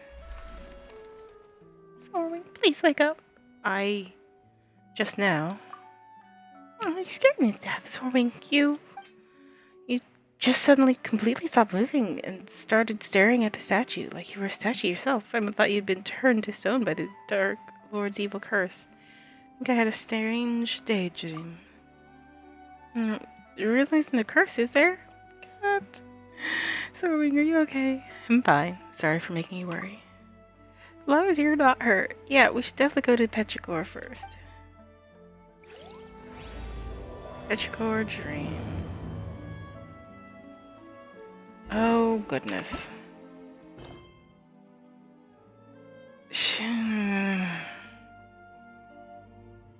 You know, I was like, let's go over here. Let's check this out.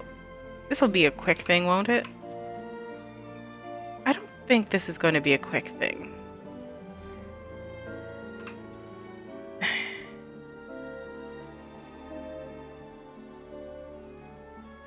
And it has nearly been 3 hours. I don't have the time for this today. I love that you can see the tree. And then somewhere that way is Nodcry, and somewhere that way is Natlan. Or maybe Nodcry's before that way. Oh. Mind the wind.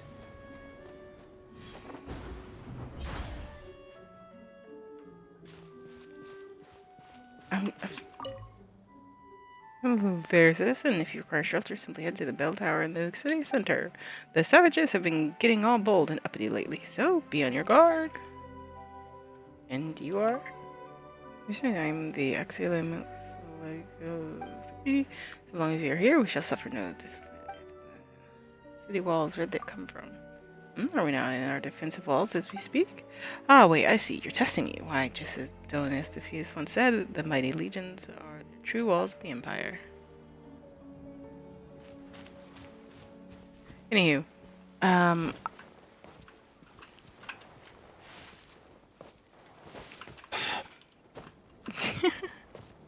stand upon the... Huh. Anywho, you know, I'm gonna save this quest line for whenever the heck I do Fontaine quest. When I do Fontaine quest.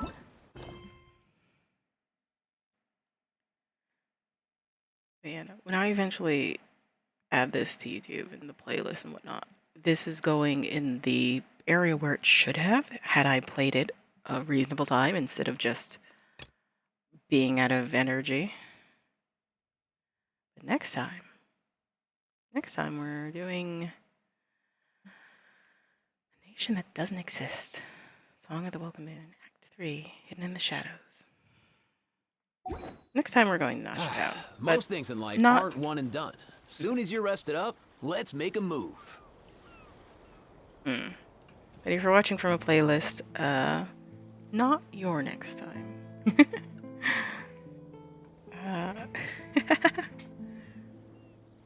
But either way, I will see you next time here. Let's give it Kaveh. He's someone you'd be more familiar with. Given that. Well, no, I suppose Fontaine would have just been... The Fontaine questline would have been what just happened. This area is under Fontaine. Even though it's like right here, mostly in a Sumeru archipelago. Don't worry about things that happen in the future. The future will come when it gets here. Directly that way. Natline's a lot more south from here than I thought.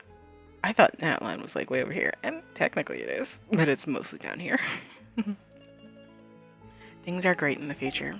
I assure you. Where's my key? Not again. Anywho, I'll see you next time, darlings.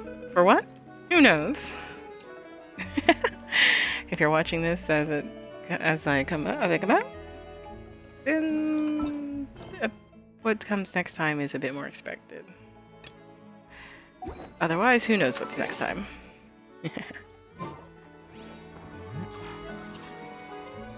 Bye. Hey, that's still super fast. I need to fix that.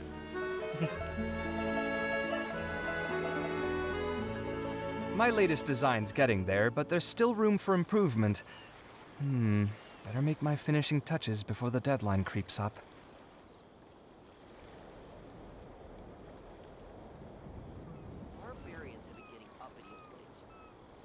must step up our patrols. Hmm.